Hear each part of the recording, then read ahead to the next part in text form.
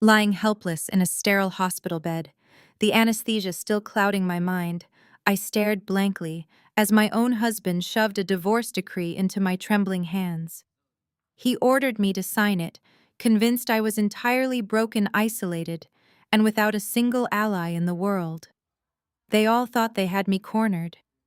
I signed my name without shedding a single tear, but just hours later, a visitor stepped out of my private bathroom, carrying a leather briefcase that would change the trajectory of all our lives.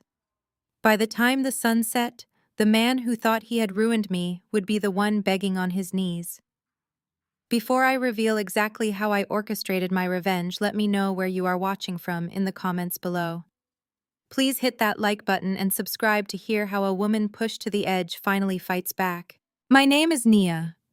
I am 32 years old, and I spent my entire life playing by the rules of a family that never actually wanted me to win. Growing up as the eldest daughter of Pastor Thomas and Vivian Caldwell in Atlanta meant that appearances were everything. Our family was local royalty. My father commanded a megachurch with thousands of congregants, and my mother was the ultimate first lady of the parish, always draped in designer suits and dripping with quiet judgment. I was the dark mark on their perfect canvas, while my younger sister Chloe was practically molded from clay to be the flawless, compliant, and beautiful golden child I was, too independent, too career-focused, and ultimately too much of a disappointment. I poured my soul into education, becoming a top-tier financial risk analyst. I thought success would earn their love. I thought building a solid, respectable career would make my father look at me the way he looked at his wealthy donors. I was wrong. The only time they ever celebrated me was when I married Marcus. Marcus Sterling was a rising star in the investment banking world. He was handsome, wealthy, and commanded rooms with an arrogant ease that my parents absolutely adored. They thought he was elevating me. They thought he was saving me from a life of lonely ambition. But behind closed doors, Marcus was a monster of a different kind. He despised my intelligence. He hated when I caught errors in his financial models. He wanted a trophy, not a partner. The pain radiating through my abdomen was sharp and relentless. I had just undergone a major surgery to remove uterine fibroids. The doctors had told me the recovery would be brutal, requiring weeks of rest. I opened my heavy eyes expecting to see a bouquet of flowers or a comforting hand. Instead, I saw Marcus. My husband of 6 years stood at the foot of my bed. He was wearing his custom Italian suit, not a single hair out of place, looking at me with an expression of pure disgust. He did not ask how I was feeling. He did not ask what the surgeon said. He simply reached into his briefcase, pulled out a thick stack of legal documents, and threw them onto my blanket. The heavy paper landed against my fresh incision, making me gasp in pain. "Sign them," he demanded, checking his gold watch, as if my medical emergency was making him late for a lunch reservation. "I do not have time for this anymore, Nia. I want a divorce, and I want it now." I stared at the papers, my vision still slightly blurred from the medication. Before I could even process his words, the door to my hospital room swung open. My heart instinctively leaped, hoping a nurse had arrived to intervene. But it was not a nurse. It was my mother Vivian, followed closely by my father Pastor Thomas, and my sister Chloe. Chloe was dressed immaculate as always, clutching a designer handbag that cost more than my hospital stay. I looked at my family, waiting for the outrage, waiting for my father to reprimand Marcus for his cruelty. Instead, my mother walked right up to my bed, her face a mask of cold disappointment. She did not ask about my surgery. She pointed a manicured finger at the divorce papers. "You heard your husband, Nia. Sign the papers and stop making a scene." Her voice was steady, calculated, and entirely devoid of maternal warmth. "You brought this on yourself." My mother continued her words, cutting deeper than the surgeon's scalpel. "A woman's duty is to her family. Marcus has been waiting for years for you to give him a child, to give us a grandchild. But no, you had to focus on your little financial risk analysis career. You refused to prioritize a family, and now look at you. Lying here useless, embarrassing your father and his congregation. Do you have any idea how it looks for the pastor's daughter to be in this position? A barren woman who cannot even keep her successful husband happy." Chloe sighed dramatically, playing with her massive engagement ring. Honestly, Nia, you are making this so difficult for everyone. Spencer and I have our campaign gala coming up, and we cannot have this kind of negative energy dragging down the family brand. A messy divorce trial would ruin Spencer's political chances. Just do what Marcus says and bow out gracefully for once in your life. My father, the man who preached about grace and unconditional love every Sunday to thousands of devoted followers, simply stood by the door with his arms crossed. He nodded in agreement with Chloe. Marcus has been very generous to this family, Nia, my father said, his pastoral voice dropping to a harsh whisper. He is a major donor to the church expansion fund. We will not let your selfish choices jeopardize our relationship with him. Sign the documents and let this man move on to a woman who can actually fulfill her duties. They stood around my bed like vultures circling wounded prey. They saw a woman physically cut open, heavily medicated, and abandoned. They thought they were looking at a victim. They thought they had finally broken me. Years of being told I was not enough. Years of watching Chloe get praised for simply breathing while I fought for every ounce of respect. Years of Marcus belittling my intelligence because he felt threatened by a woman who understood numbers better than he did. It all culminated in this sterile, brightly lit room. I looked at Marcus. I looked at my mother. I looked at my father and my sister. They wanted me to cry. They wanted me to beg. They wanted to feel powerful by watching me crumble. I did not argue. I did not scream. I did not defend myself against my mother's cruel words about my worth as a woman. I slowly reached for the pen resting on the bedside table. My hand was shaking from the physical trauma of the surgery, but my mind had never been clearer. I pulled the documents toward me. I did not bother reading the clauses because I already knew exactly what was inside them. I flipped to the back page. I signed my name on the dotted line. Marcus snatched the papers from my lap so fast he almost gave me a paper cut. He checked the signature, a triumphant smirk spreading across his face. Good, he said, slipping the documents back into his briefcase. I expect you to have your things out of the penthouse by the time you are discharged. I will have my assistant send you the details. He turned to my parents, his demeanor instantly shifting from cruel tyrant to charming son-in-law. Shall we go to lunch? I made reservations at the country club to celebrate. My mother smiled warmly at him, the genuine proud smile she never once gave me. That sounds wonderful, Marcus. My family turned their backs on me. They walked out of the hospital room laughing and chatting about their lunch plans, leaving me alone with the steady beep of the heart monitor. The door clicked shut. The room fell completely silent. I took a deep, shaky breath, letting the physical pain wash over me for just a moment. I closed my eyes, but I was not crying. Then the door to my private hospital bathroom slowly creaked open. A tall man in a sharp charcoal suit stepped out holding a sleek black folder. Desmond Wright was one of the most ruthless and brilliant corporate lawyers in Atlanta. He walked over to my bed, looking at the door my family had just exited through, and let out a low chuckle. He pulled up a chair, opened his folder, and looked at me with a dangerous smile. Well, Nia, Desmond said, his voice smooth and incredibly calm. Tell me you made absolutely sure you signed the right document. I finally let a genuine smile break across my tired face. I looked at the brilliant attorney standing beside my hospital bed and let out a soft laugh that made my fresh stitches ache. I signed exactly where I was supposed to, Desmond. I signed every single page. Desmond pulled a silver pen from his pocket and tapped it against the pristine leather of his briefcase. Marcus was so eager to watch you break that he did not even bother to have his own legal team review the final addendum we slipped into the stack. He thinks he just handed you a $5 million anchor. I adjusted my pillows, ignoring the dull throb in my abdomen. Apex Holdings. Marcus set up that shell company 3 years ago under my name, thinking I was just a naive wife who would blindly sign whatever financial documents he put in front of me. He used it to funnel dirty money from his offshore accounts. When he realized the market was turning and the debts were piling up, he thought he could use this divorce to leave me holding the bag. My mother and sister were perfectly happy to help him do it as long as he kept funding their extravagant lifestyle. Desmond handed me a glass of water. His arrogance is his greatest vulnerability, Nia. He genuinely believes your expertise in financial risk analysis is just a cute hobby. He has no idea you spent the last 6 months quietly transferring the liability structure. I took a sip of the cool water, feeling my strength slowly returning. I did not just transfer the liability, I completely rewrote the ownership matrix. The papers he just forced me to sign under duress legally nullify my involvement with Apex Holdings entirely.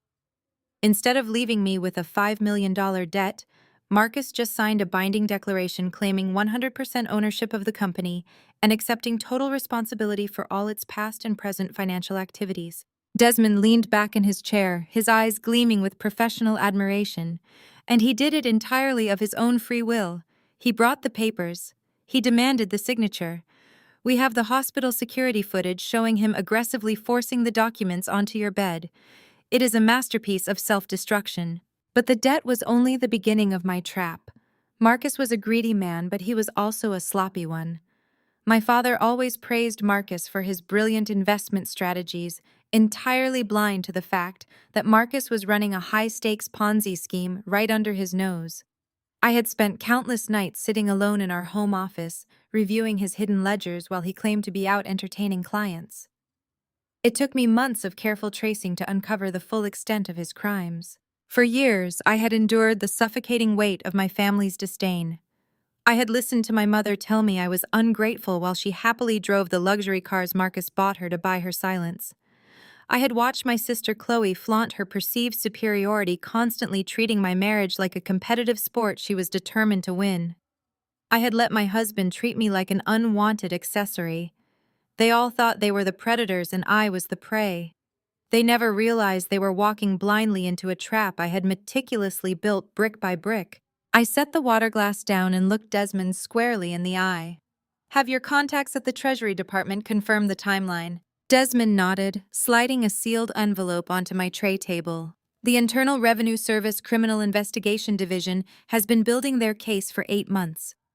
They were waiting for a clear paper trail connecting Marcus directly to the fraudulent accounts without any plausible deniability.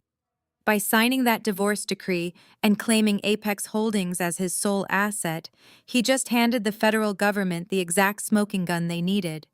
The subpoenas are already being drafted. I leaned back against the sterile hospital mattress, letting the reality of my victory wash over me. Marcus thinks he has left me penniless and humiliated, I said, my voice steady and cold. He thinks I am going to crawl back to my father's church and beg for forgiveness for failing as a wife. He expects me to be destroyed. Desmond stood up, smoothing the lapels of his suit. Let him think that. Let them all think they have won. The higher they climb on their pedestals, the harder the impact will be when the foundation crumbles. I will file the finalized divorce papers with the court first thing tomorrow morning. By the time Marcus realizes what he actually signed, it will be far too late to reverse the damage. Thank you, Desmond, I said. He offered a polite bow. It is a privilege to work with a woman who knows exactly how to play the game. Rest up, Nia. You are going to need your energy for the main event. As Desmond quietly exited the room, leaving me alone with my thoughts, the sudden buzz of my cell phone shattered the silence. It vibrated harshly against the plastic bedside table. I reached over and picked it up. The screen illuminated the dark room. It was a text message from Marcus. I opened the notification and my blood ran ice cold. It was a photograph. Marcus was standing in the center of the grand living room of our shared luxury penthouse, the penthouse I had designed and paid the down payment for, but he was not alone. His arm was wrapped tightly around the waist of a beautiful young woman. She was wearing my silk robe, holding a glass of my expensive champagne, and laughing directly into the camera. I recognized her instantly. It was Chloe's best friend. My own sister had known about the affair and had likely orchestrated it to push me out of the picture. Beneath the photo was a single line of text from Marcus. Remember to clear out your things by Friday. I discharged myself against medical advice less than an hour later. The nurses protested loudly, citing my fresh surgical wounds and the high risk of infection, but I simply signed the release forms and ordered a black private car. I had absolutely no time to recover in a sterile bed. The text message from Marcus was a ticking clock, and I needed to secure my endgame before he realized what he had actually signed. The ride to my penthouse was a blur of throbbing physical pain and razor-sharp mental focus. I bypassed the lobby doorman using my private elevator key, relying on sheer adrenaline to keep myself standing straight. When the elevator doors parted directly into my private foyer, I expected to find Marcus or his new mistress tossing my designer clothes into garbage bags. Instead, the living room was occupied by someone far more insidious. My brother-in-law Spencer stood in the center of my sunken living room. He was perfectly dressed in his usual Nantucket uniform of a pastel polo-tailored chinos and expensive loafers without socks. He was loudly instructing two hired movers on how to carefully dismantle the custom track lighting above my most prized possession. It was a massive original oil painting by a renowned contemporary black artist. I had purchased the piece at auction for a small fortune 3 years ago to celebrate my promotion to senior risk analyst. Spencer held up a hand, pausing the movers as he finally noticed me leaning against the entryway wall.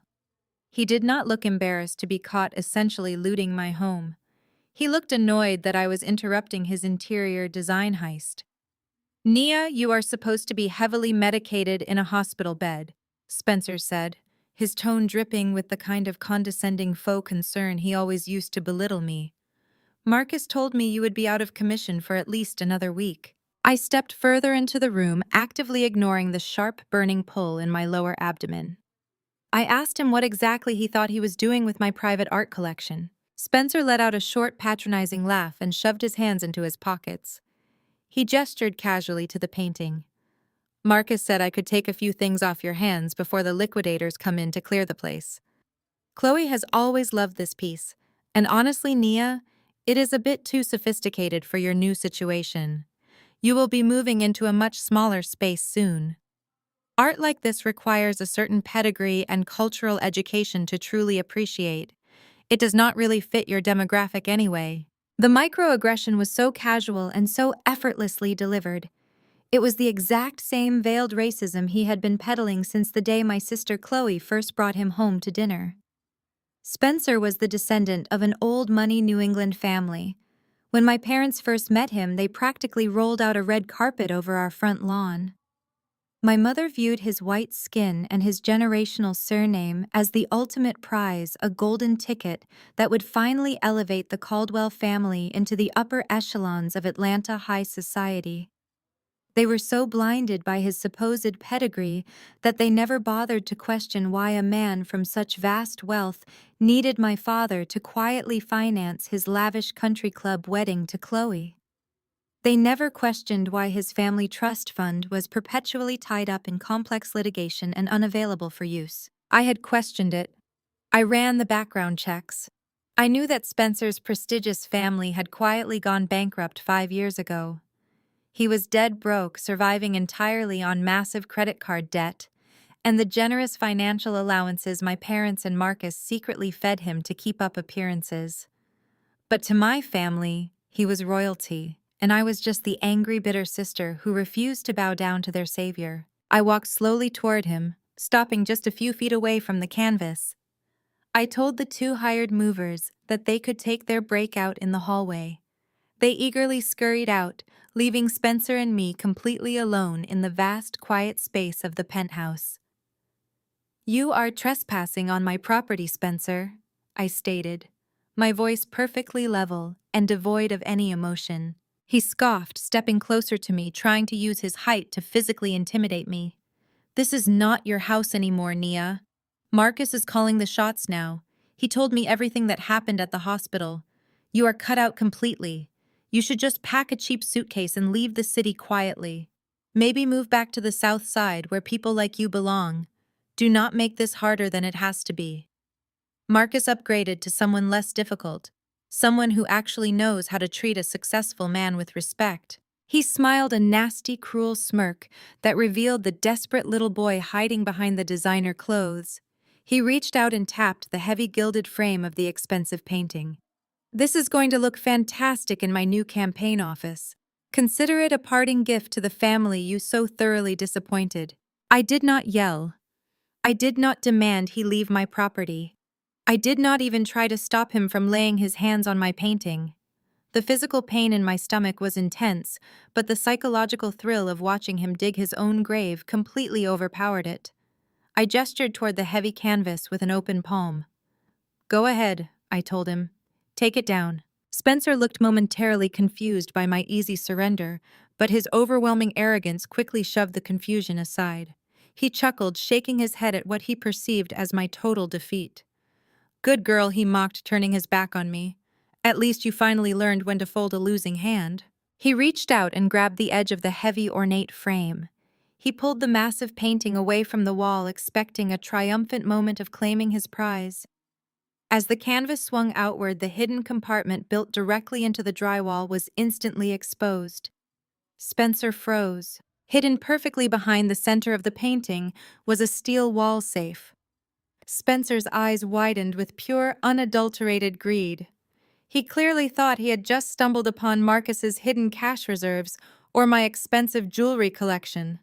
He carelessly dropped the beautiful painting onto the hardwood floor, ignoring the loud, sickening crack of the custom frame, and eagerly reached for the safe handle. He pulled the heavy metal door.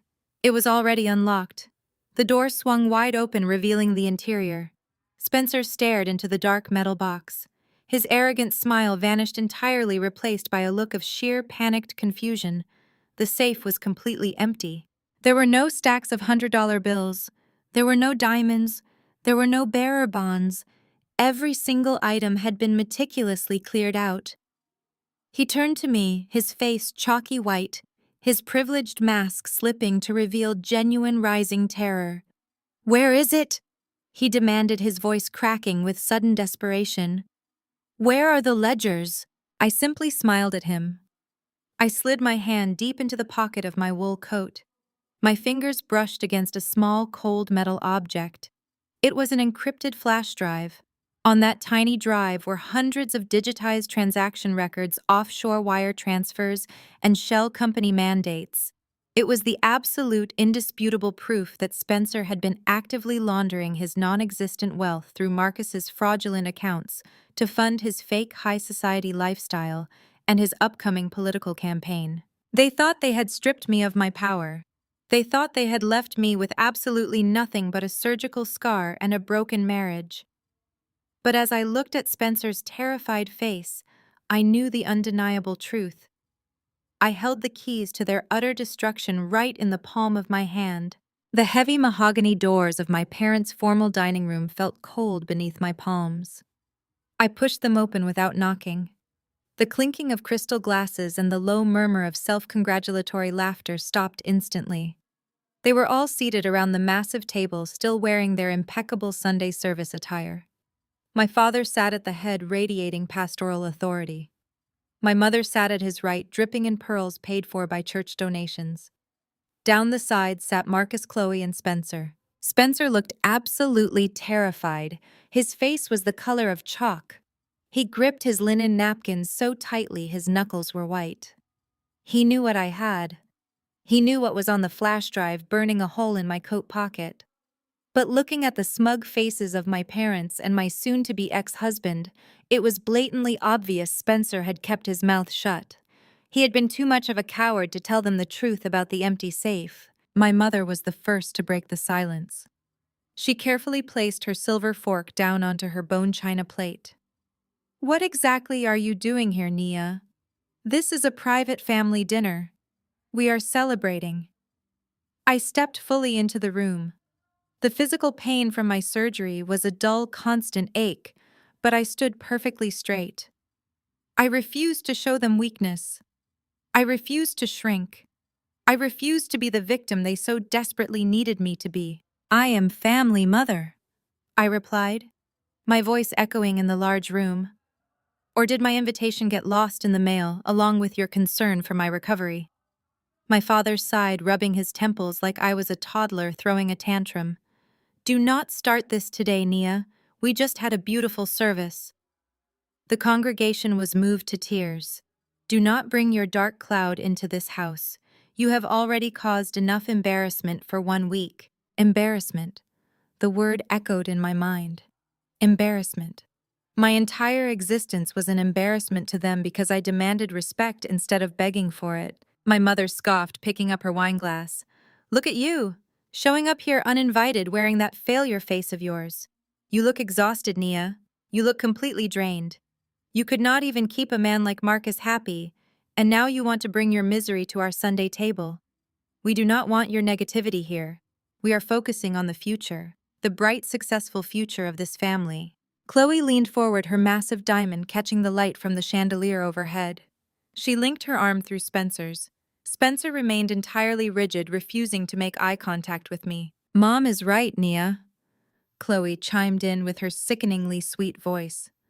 We are actually in the middle of a very important discussion. Spencer is officially announcing his candidacy for the Atlanta City Council next month. The Caldwell family is stepping into politics. Spencer brings such a refined legacy to our name. He has the pedigree, the connections, the old money charm. We are going to be unstoppable. I looked at Spencer, the man with the refined legacy who had literally just been caught trying to steal my artwork to pay off his secret credit card debt.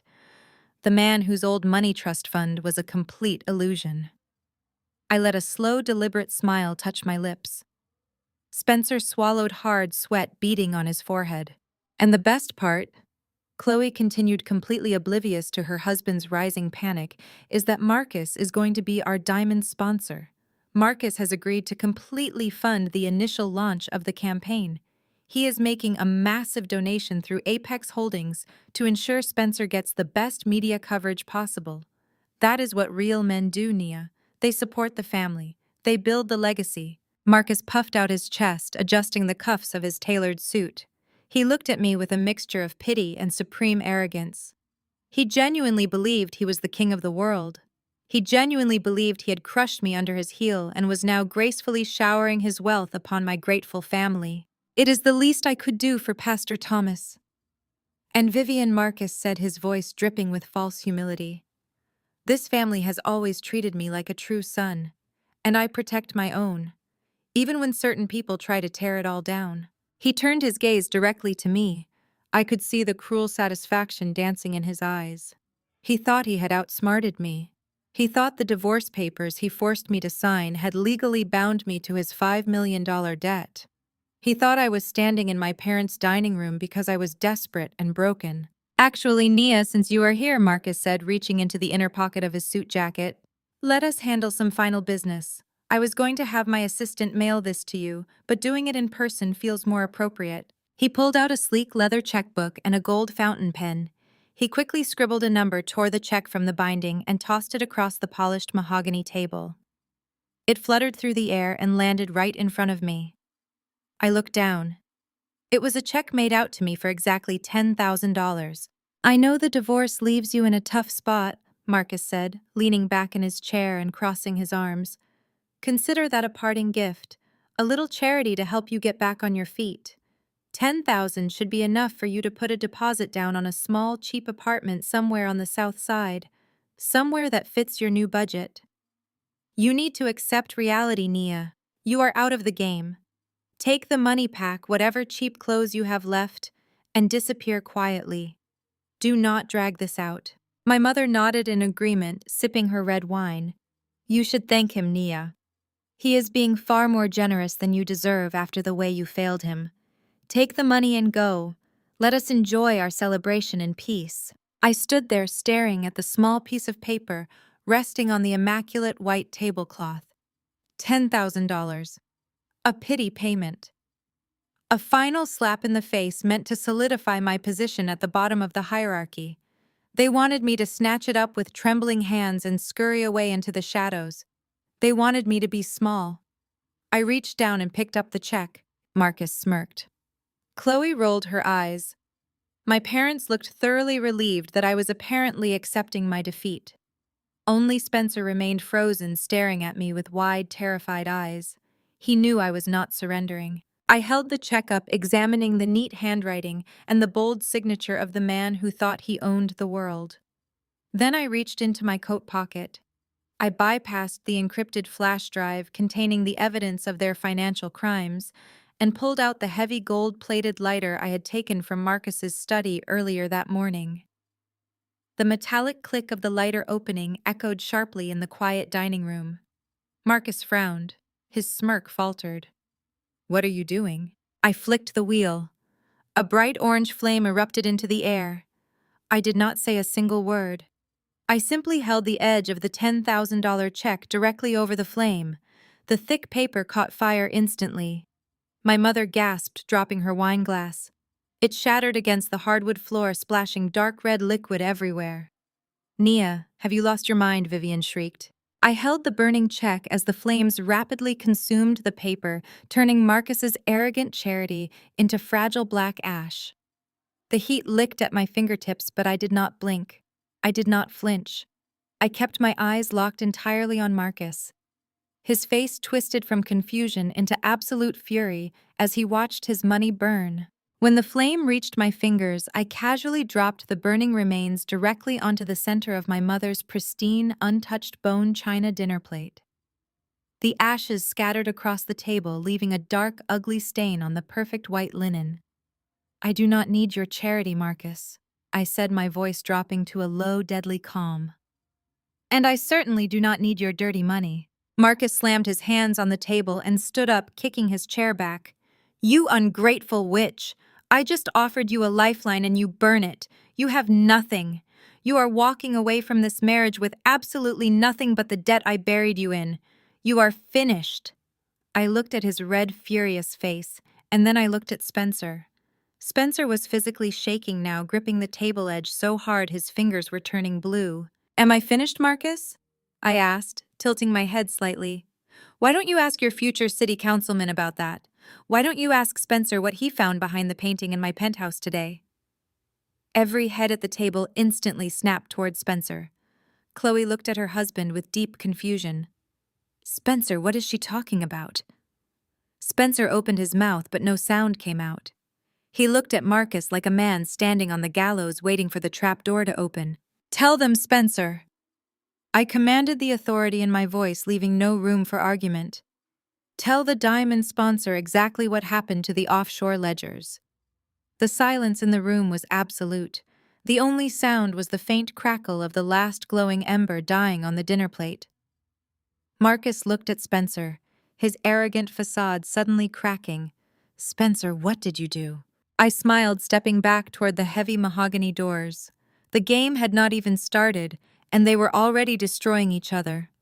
I turned my back on my family and walked out, leaving them to choke on the ashes of their own arrogance. I had my hand firmly grasped around the brass handle of the dining room doors, fully prepared to walk out into the cool evening air and leave the smoldering wreckage of my marriage behind me.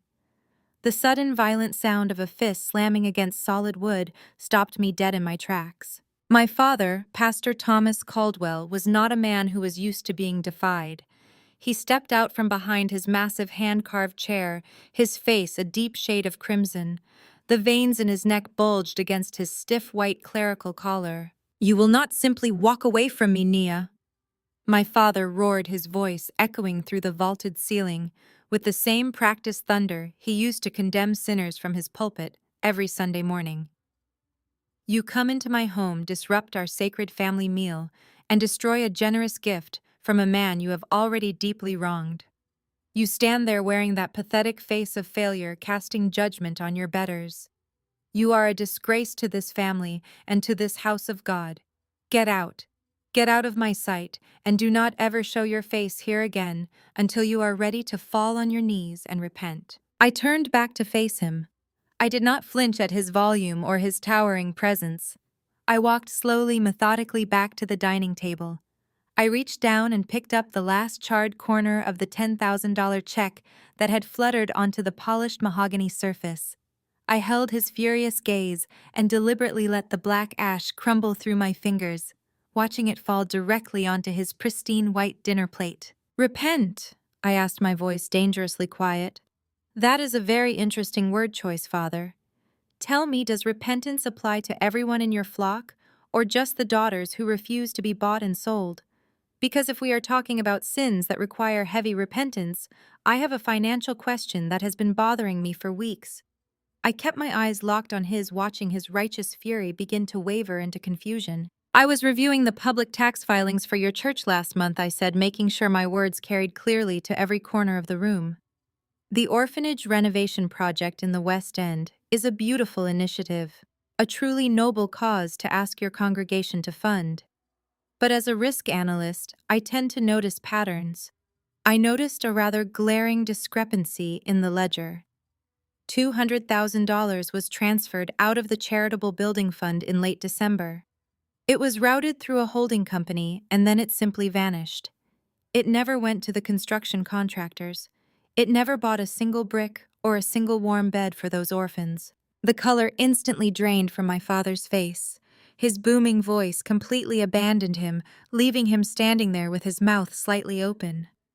The silence in the room became thick and suffocating. My mother Vivian dropped her gaze to her lap, her perfectly manicured hands trembling violently against her expensive silk dress. A holding company. I continued, taking a slow step closer to the head of the table.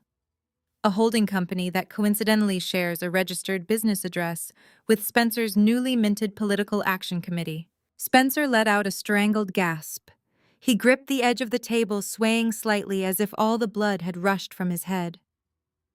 Marcus, sitting across from him, looked wildly between my father and Spencer.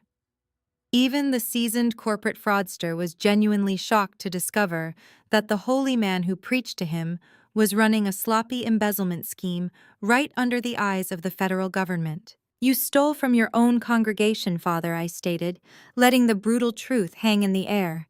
"You took money meant for homeless children to secretly bankroll the political campaign of a white son-in-law who cannot even afford his own country club membership fees. You committed federal wire fraud to buy yourself a seat in Atlanta high society." The absolute panic in the room was palpable. My father collapsed back into his chair, clutching his chest. My mother squeezed her eyes shut, refusing to look at me. Chloe, realizing that her perfect life, her husband's political future, and her family's entire legacy were about to go up in spectacular flames, physically launched herself out of her seat. She lunged across the room and grabbed my arm, her sharp acrylic nails digging deeply into the wool of my coat. "We need to talk in private right now," Chloe hissed, pulling me aggressively toward the heavy swinging doors that led to the catering kitchen. I let her drag me. I wanted to see exactly how far the golden child was willing to go when her back was finally pushed against the wall. The catering kitchen was a stark contrast to the opulent dining room. Stainless steel counters, bright fluorescent lights, and total soundproof isolation. As soon as the heavy doors swung shut behind us, Chloe dropped her sweet, innocent facade entirely. The polished southern belle vanished. Her face twisted into a snarl of pure venom. "You listen to me, you jealous, bitter failure," Chloe spat, shoving me back against the stainless steel refrigerator. "You are not going to ruin this for me. You are not going to walk in here and destroy Spencer's campaign with your psychotic financial conspiracy theories. We are going to be the most powerful political couple in this city, and I will not let you drag us down into the mud with your messy divorce." I brushed her hand off my coat, adjusting my collar with calm precision. "They are not theories, Chloe. They are bank records. And they are going to put our father in federal prison alongside your pathetic excuse for a husband."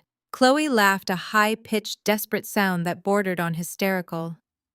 "You think anyone is going to believe you? You are a discarded barren wife who just got served divorce papers while lying heavily medicated in a hospital bed. You have zero credibility, Nia. Everyone pities you. They always have. You are nothing but a cautionary tale of what happens when a woman forgets her place." She paced the length of the kitchen, her expensive designer heels clicking sharply against the white tile floor. Her chest heaved as she gathered her thoughts, her arrogance blinding her to the danger she was placing herself in. "You think you are so smart with your risk analysis and your spreadsheets," Chloe mocked, turning to glare at me. "But you were too stupid to see what was happening right in front of your own eyes. Marcus came to me months ago. He told me he was drowning in bad investments and needed a quick way out of your marriage without losing his remaining assets to a judge. He needed someone on the inside to help him shuffle the accounts around, someone who knew your schedule and your passwords." I stood perfectly still, leaning against the cold metal of the refrigerator, letting her dig the hole deeper. You helped him, I asked, feigning quiet disbelief. Of course I helped him. Chloe bragged, her eyes wide with manic pride.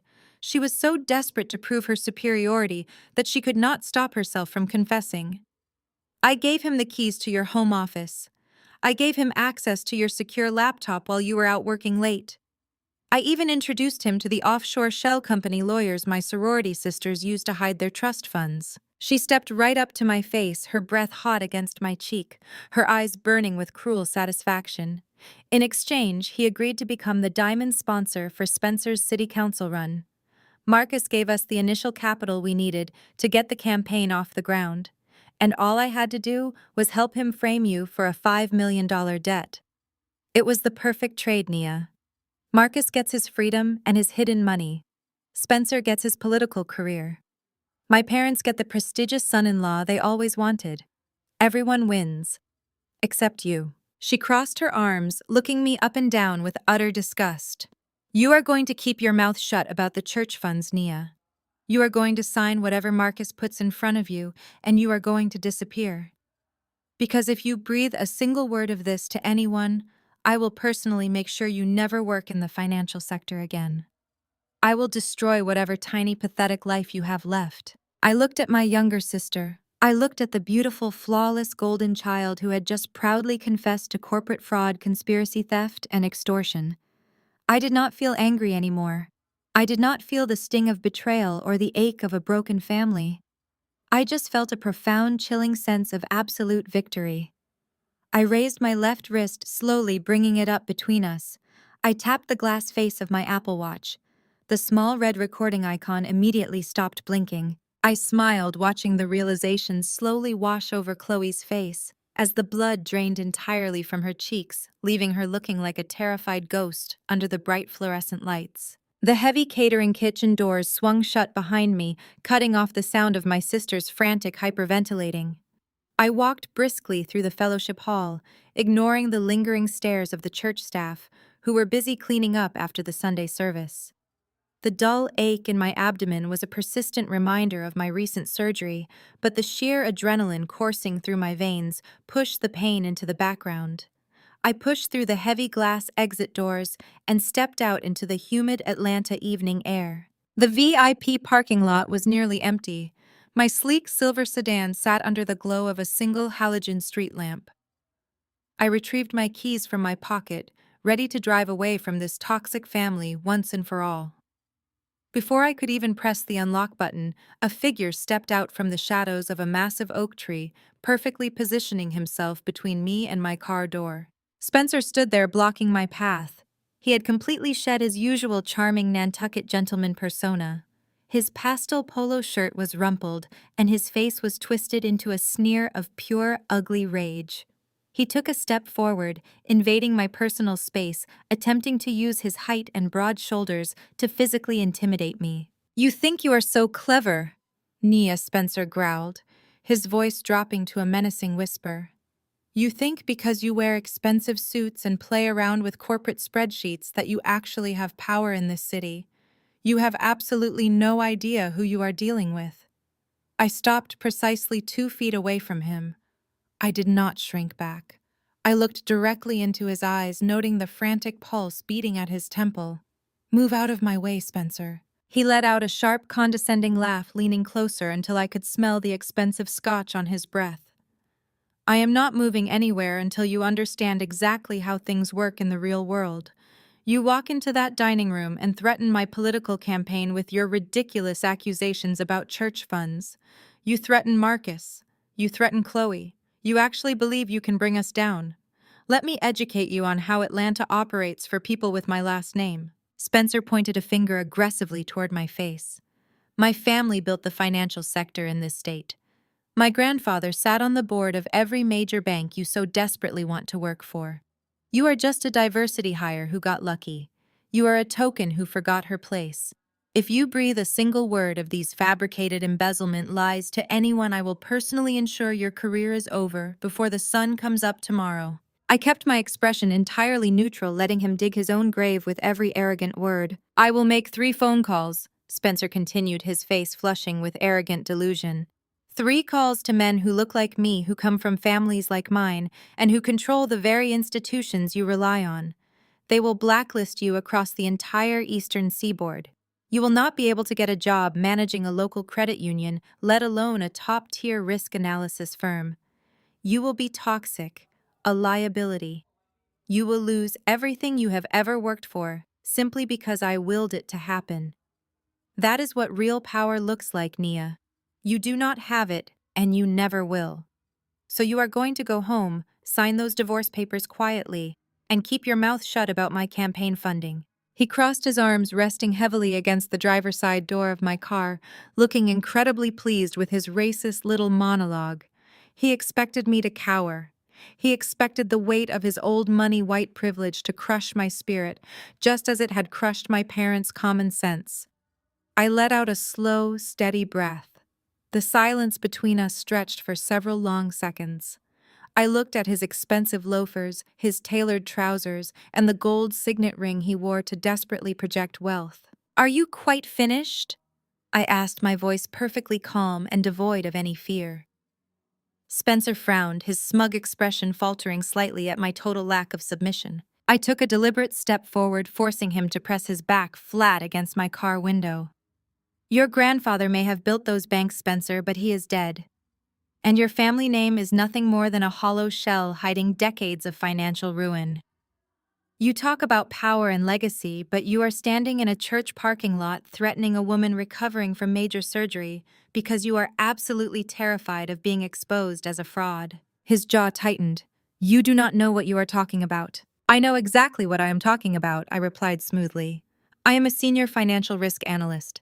Investigating bad investments and spotting fraudulent money movement is literally what I do for a living. I know that your prestigious family trust fund ran completely dry 5 years ago. I know your father mortgaged the family estate to the brink of foreclosure. I know you cannot even qualify for a standard auto loan without my father co-signing as a guarantor." Spencer swallowed hard, the color rapidly draining from his face. He tried to interrupt, but I raised my hand, silencing him instantly. "You needed Marcus to sponsor your political campaign because you do not have a single dime to your name. You needed my father to siphon money from the orphanage charity fund to pay for your lavish campaign launch parties. You are a leech, Spencer. A parasite dressed in designer clothes, feeding off the very family you secretly look down upon. You talk about old money, but you are surviving on stolen money. You cannot prove any of that." Spencer stammered, his voice losing its threatening edge and replacing it with a high-pitched note of panic. Marcus covered the tracks perfectly. I smiled, stepping back and pressing the unlock button on my key fob. My car chirped cheerfully. Marcus is an arrogant fool who thought using my name on the Apex Holdings shell company would protect him. He thought I was just a blind, obedient wife. But I completely restructured the ownership matrix before I ever signed those divorce papers. Marcus just signed a legal declaration taking sole responsibility for a company currently under active investigation by the Internal Revenue Service. And because you so foolishly routed your campaign donations directly through that exact same shell company, your political funds are now inextricably linked to a federal tax evasion case." Spencer stared at me, his mouth opening and closing like a suffocating fish. "You are lying. You could not possibly have done that." I opened my car door and slid into the luxurious leather driver's seat. I pulled my phone from my purse and looked up at him through the open window. "Power is not about who your grandfather knew, Spencer. Power is about knowing exactly where the money is." I tapped the screen of my phone, bringing up my secure email application. I had drafted a specific message hours ago, addressed directly to the compliance department of the bank that managed Spencer's remaining heavily leveraged accounts, along with a courtesy copy to the federal agents investigating Marcus. Attached to the email were the digitized ledgers proving the direct transfer of stolen church funds into Spencer's campaign accounts. I hovered my finger over the send button. I looked at Spencer. He was frozen, paralyzed by the sudden realization that his entire fabricated existence was about to violently collapse. I pressed send. I did not wait for a reaction. I rolled up my window and started the engine, the smooth purr of the motor drowning out his sudden frantic protests. I shifted the car into drive and slowly pulled out of the parking space, leaving him standing alone in the dark. Before my car even reached the exit gate of the church parking lot, the sharp, piercing ringtone of Spencer's cell phone shattered the quiet night. I glanced in my rearview mirror. Spencer frantically pulled the phone from his pocket. The glow of the screen illuminated his pale, terrified face. He answered the call, and I watched his shoulders instantly slump, his entire body folding in on itself. The bank had received the documents. The fraud alerts were triggered. His accounts were officially frozen.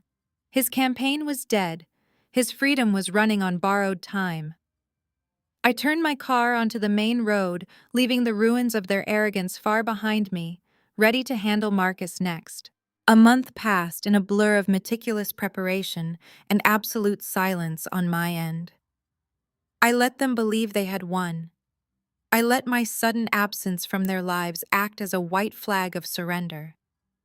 They were so blinded by their own narcissism that they interpreted my silence as defeat, rather than the calm before a devastating storm. Tonight was the culmination of their arrogance. Marcus had rented out the grand ballroom of the Four Seasons in Midtown Atlanta to celebrate his official promotion to executive vice president of his firm and to publicly launch Spencer's city council campaign. Earlier that afternoon, I sat in the polished glass office of my attorney Desmond. We were not reviewing divorce settlements or alimony agreements. We were reviewing the final structural flow of a federal indictment. I stood over Desmond's large oak desk, spreading the printed financial ledgers across the smooth surface and tracing the path of destruction with a red pen. The sheer audacity of their crimes still managed to disgust me. The money originated from the orphanage renovation fund, managed exclusively by my father at the church. From there, my father authorized continuous wire transfers into Apex Holdings. Marcus thought Apex was completely untraceable, but I had spent weeks during our marriage untangling the corporate veil he thought he had so cleverly woven. I had left his digital signature on every single mandate and authorization form. From Apex, the dirty money flowed directly into the Spencer Caldwell Political Action Committee. Church to Marcus to Spencer. A perfect, undeniable triangle of wire fraud, money laundering, and embezzlement. Desmond looked up at me from the documents, his expression a mixture of professional awe and grim satisfaction. He confirmed that his contacts at the FBI and the IRS had received the encrypted files I sent a month ago. They had spent the last 4 weeks quietly verifying the ledgers and securing the necessary warrants. The federal authorities had everything they needed. The trap was fully constructed, and the steel jaws were ready to snap shut. All we had to do was let them walk onto the grand stage they had built for themselves. I arrived at the hotel just after 8 o'clock. I wore a backless emerald green gown that hugged my curves and cost more than Marcus's entire fake charity donation. I did not enter the main ballroom immediately. I preferred to remain unseen, standing in the shadowed alcove of the mezzanine, looking down at the pre-event cocktail reception in the grand foyer. My family was in their absolute element.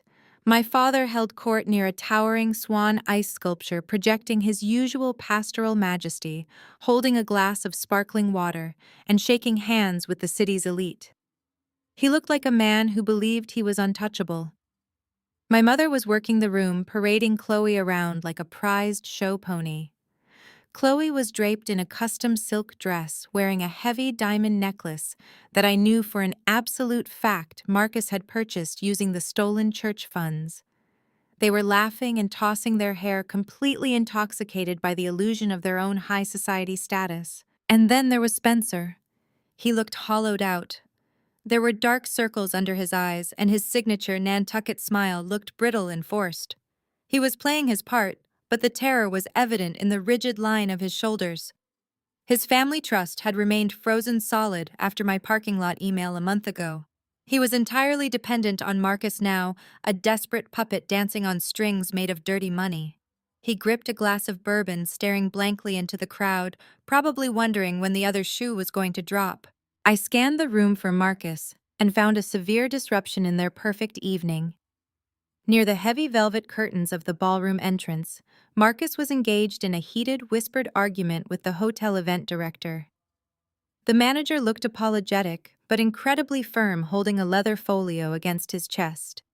Marcus was red in the face, frantically tapping at the screen of his phone and shoving it toward the manager. I moved gracefully down the sweeping staircase, keeping to the edges of the room, and slipped behind a large marble pillar to listen.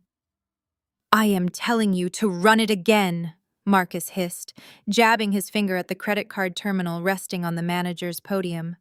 "There is plenty of capital in that account. Do you have any idea who I am? I am bringing hundreds of wealthy donors into your establishment tonight. Run the card again." The manager shook his head, adjusting his glasses. "I am so sorry, sir. The card has been declined by the issuer. I have tried 3 different cards, and they are all generating a hard decline code. We cannot open the ballroom doors for the dinner service or the speeches until the final catering and venue balance is settled. It is strict hotel policy." Marcus cursed violently, running a hand over his face. He looked around the lobby, panic flashing in his eyes. He told the manager to wait right there while he called his private banker. He stormed off toward the quiet corridor near the restrooms, desperate to fix a problem he did not yet understand. He had no idea that his accounts were currently being systematically locked down by federal authorities. The invisible net was already tightening around his throat. I stepped out from behind the marble pillar and walked straight up to the event manager. He looked incredibly stressed, clutching the unpaid invoice and watching the wealthy crowd mingle just a few feet away. I placed my hands flat on the podium and smiled warmly at him. I asked him what the total outstanding balance was for the evening. He blinked in surprise, taken aback by my sudden appearance. He hesitated for a second before looking down at the ledger. $45,000, ma'am. Mr. Blackwood's accounts are not clearing." I opened my clutch and pulled out my heavy metal black card. I placed it gently onto the polished wood of the podium, right on top of the unpaid invoice. "Run this," I told him, my voice steady and commanding. "Pay the entire balance, keep the open bar running, open the ballroom doors and let the band start playing their introductory set." The manager looked incredibly relieved. He did not ask any questions. He simply took the card, swiped it through the terminal, and waited for the satisfying beep of an approved transaction. He handed me the receipt and a silver pen. I signed my name with a smooth, deliberate flourish. I was not bailing Marcus out. I was buying the stage. I needed the lights to be blindingly bright. I needed Marcus to stand at a podium in front of the wealthiest investors and politicians in Atlanta. I needed Spencer to proudly announce his campaign backed by a corrupt pastor and a fraudulent banker. You cannot push someone off a cliff if they never reach the peak of the mountain. I wanted them at the very highest pinnacle of their delusion. I wanted them to feel the absolute intoxicating thrill of ultimate success right before I brought the entire mountain crashing down on top of them. I took my card back and slipped it into my clutch. I told the manager to make the announcement that dinner was served. I turned and walked into the grand ballroom, ready to take my seat and watch the greatest show of their lives. The double doors to the grand ballroom stood wide open, revealing a sea of silk tuxedos and glittering diamonds. I stepped over the threshold and the sheer volume of the room washed over me. A live jazz band played softly in the corner over the steady hum of 100 different conversations. Waitstaff in crisp white uniforms glided effortlessly through the crowd carrying silver trays lined with crystal champagne flutes. This was Marcus's ultimate playground. It was a monument to his ego funded entirely by his financial crimes and Spencer's fake political pedigree. I moved through the crowd with measured, deliberate steps. The emerald green silk of my gown swept against the polished marble floor. I did not rush. I let the heavy fabric trail behind me like liquid glass. Heads began to turn, conversations faltered. I could feel the weight of a dozen curious stares landing on my shoulders, but I kept my chin elevated. For years, I had walked into these corporate galas as an accessory. I had been Marcus's quiet, supportive wife, trained to stand slightly behind his right shoulder and smile at his stale jokes. Tonight, I was the main event. I had barely made it past the central ice sculpture when a sharp, manicured hand clamped down hard on my bare wrist, her fingernails dug into my skin with genuine malice. I turned slowly, looking down into the furious face of my mother. Vivian Caldwell's perfectly powdered complexion was mottled with red splotches of sheer panic. Her eyes darted wildly around the room, checking to see if any of the elite donors had witnessed her sudden, aggressive movement. "What in the name of God do you think you are doing here?" Vivian hissed, her voice a frantic, venomous whisper. She tried to pull me toward a secluded alcove hidden behind a massive floral arrangement. She was terrified of a public scene, but completely incapable of hiding her absolute disgust for my presence. I easily broke her grip, smoothing the silk of my gown where she had wrinkled it. "I am attending a celebration, Mother," I replied, my tone dangerously mild. I was under the impression that this was a monumental night for our family. "You are not part of this family tonight." Vivian spat, her voice trembling with rage. "You are a stain on this evening. Look at you parading around in that dress, trying to draw attention to yourself. Do you have absolutely no shame, Nia?" Marcus is about to take the stage to officially announce his promotion. He is about to introduce Spencer to the most powerful political backers in the state. And you show up here like a desperate beggar trying to ruin Chloe's perfect night just because your own life is a miserable failure. I looked at the woman who had given birth to me. For my entire life, she had worshipped at the altar of appearances. She had sacrificed my happiness, my self-worth, and my dignity just to secure a front-row seat among Atlanta's high society.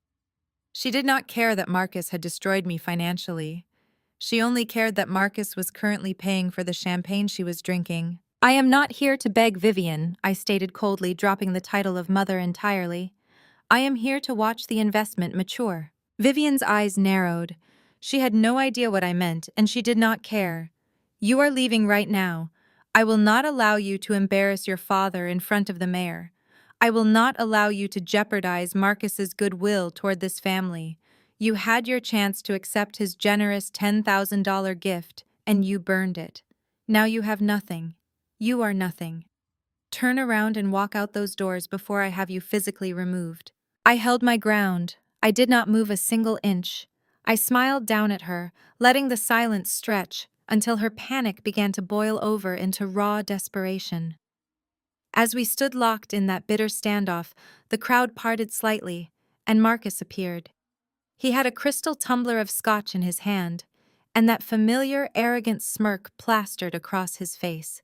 He walked up to my mother and placed a heavy, protective hand on her shoulder, playing the role of the perfect son-in-law. "Is there a problem?" Vivian, Marcus asked, his eyes raking over my dress with a mixture of mockery and disdain. He leaned forward, lowering his voice, so only the three of us could hear. "I thought I told you to go back to the south side, Nia. Did you come here to scavenge for leftovers? Or did you finally realize that burning my check was a massive mistake and you came crawling back to ask for another one?" He took a sip of his scotch, shaking his head in mock pity. "Because I have to tell you, the charity window is permanently closed. You are trespassing at a private corporate event. You do not belong in this room anymore." I met his arrogant stare without blinking. "I think you will find that my name holds far more weight in this room than yours ever will, Marcus." Marcus barked out a harsh, cruel laugh. "Your name. Your name is attached to $5 million of phantom debt. You are a ruined woman playing dress-up." He turned to my mother, his tone shifting to brisk annoyance.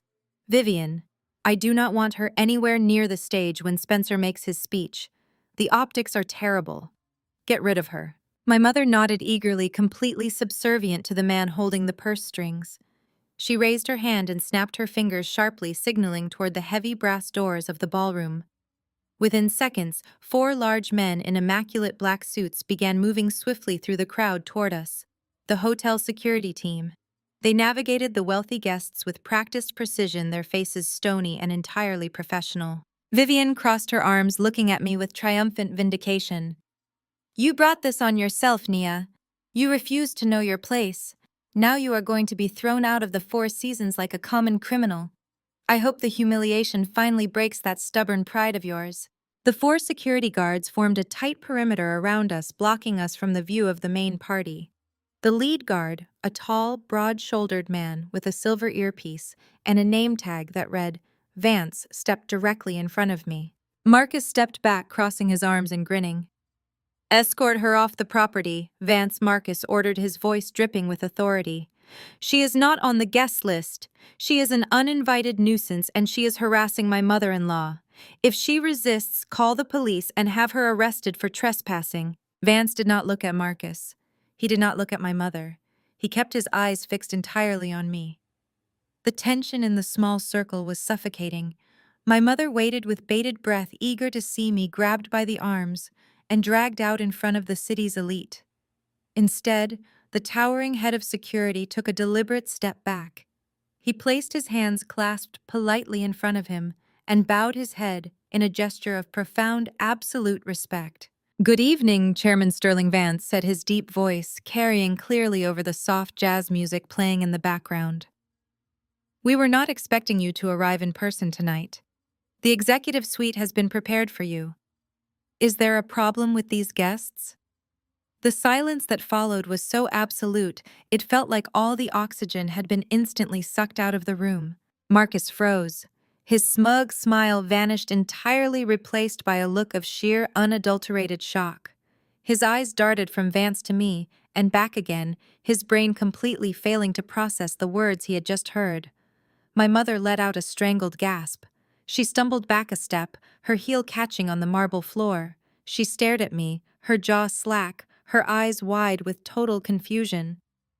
"Chairman Sterling?" she whispered, her voice cracking. "Nia, what is he talking about?" I slowly turned my gaze from Vance to Marcus.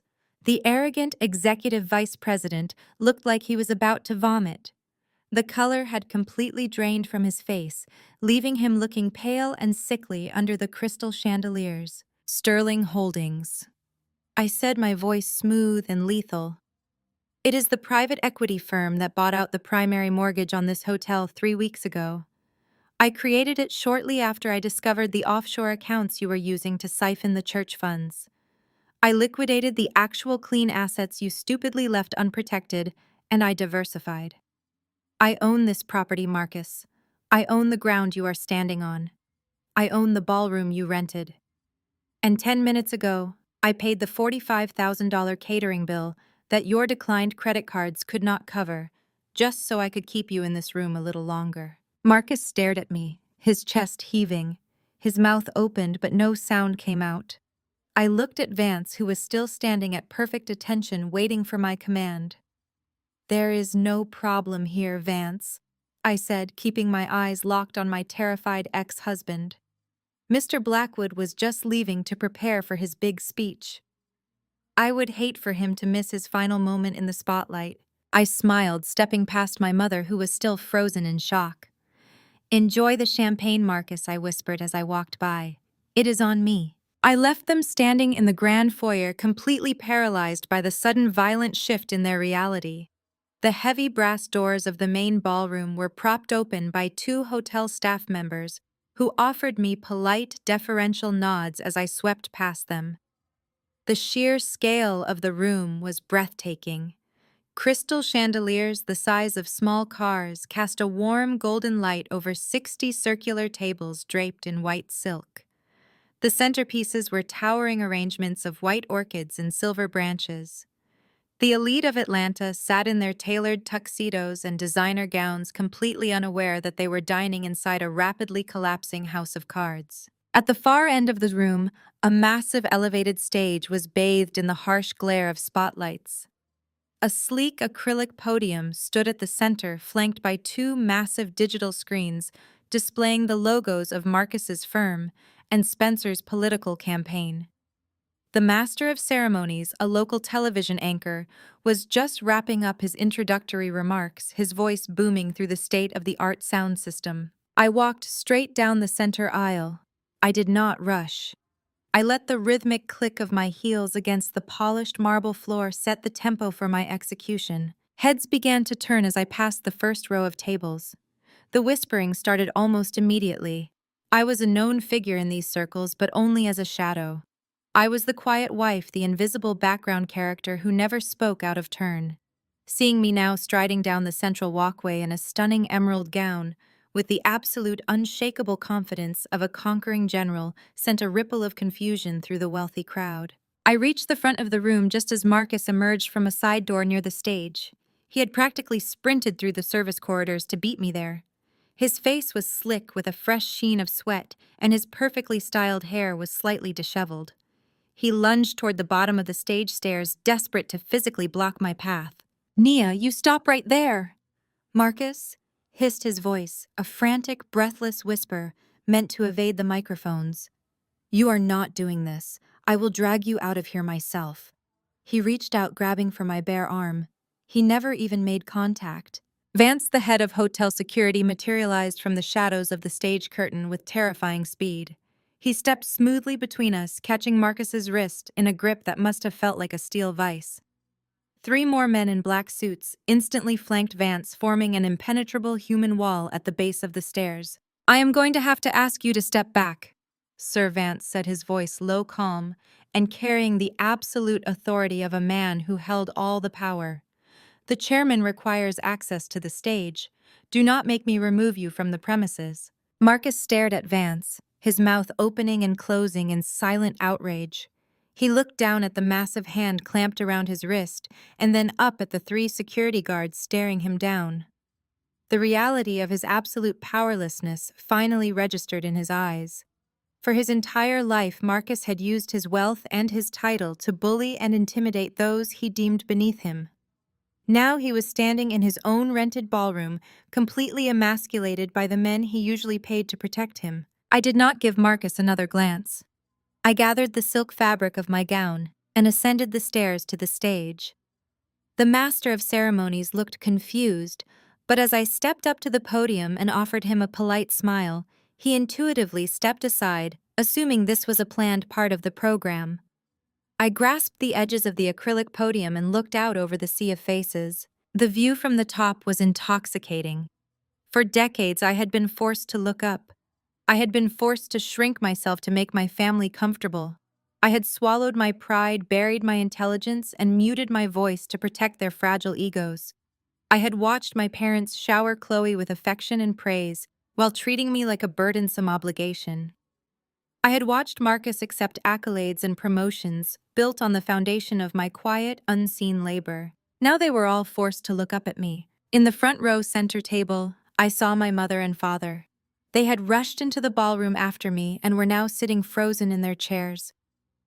My father looked physically ill, his pastoral mask entirely gone.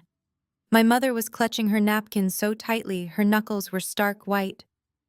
Beside them sat Chloe, her hand resting nervously on the heavy diamond necklace draping her collarbone.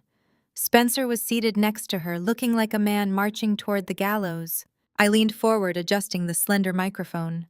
A sharp feedback whine echoed briefly through the massive speakers, instantly silencing the remaining chatter in the room. 500 of Atlanta's most powerful citizens stared up at me, waiting. "Good evening," I said, my voice projecting crisp and clear across the vast expanse of the ballroom. "I know I am not the scheduled entertainment for tonight, but I felt it was absolutely necessary to say a few words." I paused, letting my eyes sweep across the crowd before locking directly onto Marcus, who was still standing helplessly at the bottom of the stairs, flanked by my security team. "I am here to congratulate my ex-husband, Marcus Blackwood." I continued, my tone laced with a smooth, dangerous warmth. "Marcus is a man of incredible ambition. He is a man who understands that true power requires sacrifice.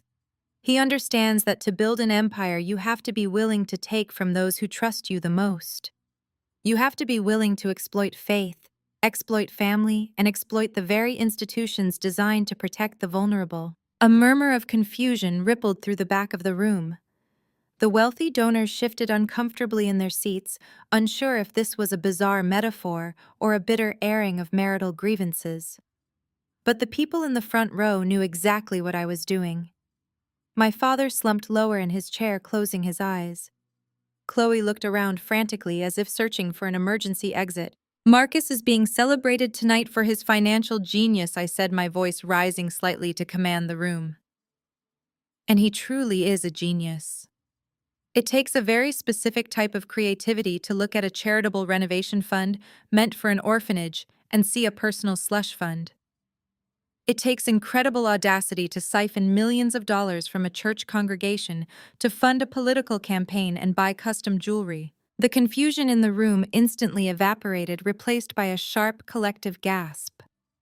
The silence that followed was heavy and thick with sudden scandal. Politicians sitting at the VIP tables immediately stiffened, recognizing the lethal proximity to a massive public disgrace. "Nia, stop!" My mother shrieked from the front row, abandoning all pretense of high society decorum. She half rose from her chair, pointing a trembling finger at me. "Turn off her microphone. Somebody turn it off." I did not break eye contact with her. I simply smiled. "This is my Hotel Vivian. The microphones stay on until I say otherwise."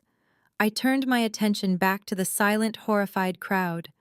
I know that making such bold claims requires evidence. We are all people of business here. We deal in facts. We deal in ledgers. And we deal in absolute, undeniable proof. I looked down at Chloe, whose face was completely drained of color. "I brought a present tonight to commemorate this momentous occasion," I announced, my voice echoing cleanly off the high vaulted ceilings. "A testament to Marcus's ingenuity and the absolute loyalty of his inner circle. I think it is only fair that you hear it directly from the source." I raised my hand and signaled the sound technician sitting in the elevated glass booth at the back of the ballroom. The live jazz band had long since stopped playing. The room was so quiet I could hear the faint clinking of silverware from a dropped fork. Suddenly, the massive state-of-the-art speakers mounted on every wall crackled to life. The audio was crystal clear. It was a recording I had secured weeks ago, captured cleanly by the hidden security cameras Marcus himself had installed in our former kitchen. He had put them there to monitor the domestic staff, but he had forgotten that as his wife, I had full administrative access to the cloud storage. Chloe's high-pitched, whiny voice blasted through the ballroom, echoing with devastating clarity.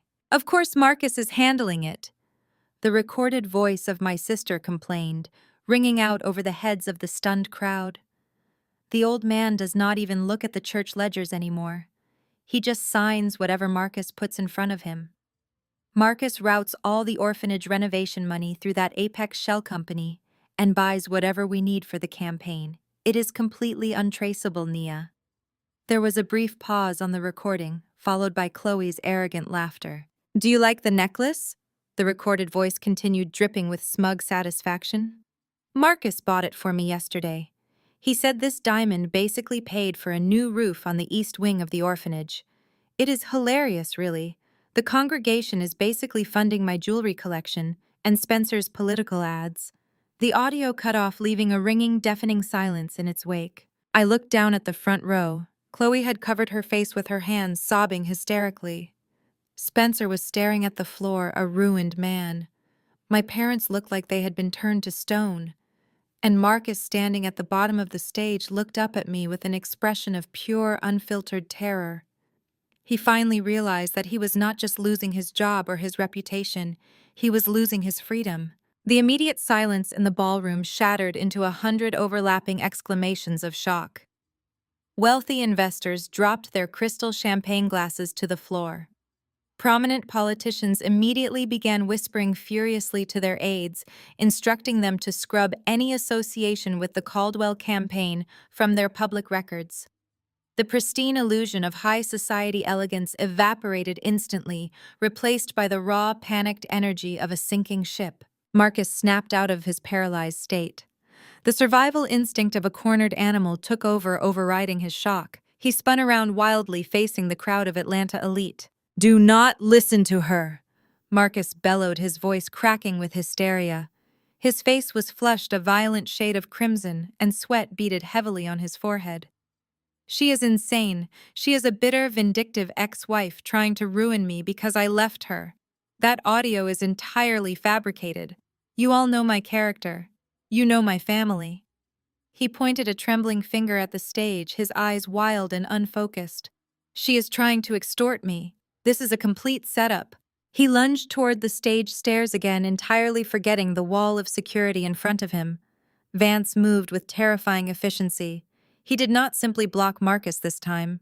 He stepped forward and planted a massive hand flat against Marcus's chest, shoving him backward with enough force to send him stumbling into a cocktail table. Glasses shattered loudly against the marble floor. "Sir, if you attempt to breach this stage again, I will put you on the floor and hold you there until the police arrive," Vance stated, his deep voice booming without the need for a microphone. Marcus leaned against the broken table, gasping for air and desperately straightening his ruined tuxedo jacket. He looked around the room, begging for a single friendly face to step forward and defend him. He found none. The people who had been eagerly drinking his champagne 5 minutes ago were now staring at him like he was carrying a highly contagious disease. I leaned into the microphone. My voice resonated through the massive speakers, cutting over the chaos with absolute surgical precision. "Fabricated audio is a very convenient excuse, Marcus," I said, looking down at him from the podium. "But it is an incredibly desperate one. And unfortunately for you, the Internal Revenue Service does not prosecute based on audio recordings alone. They prosecute based on paper trails.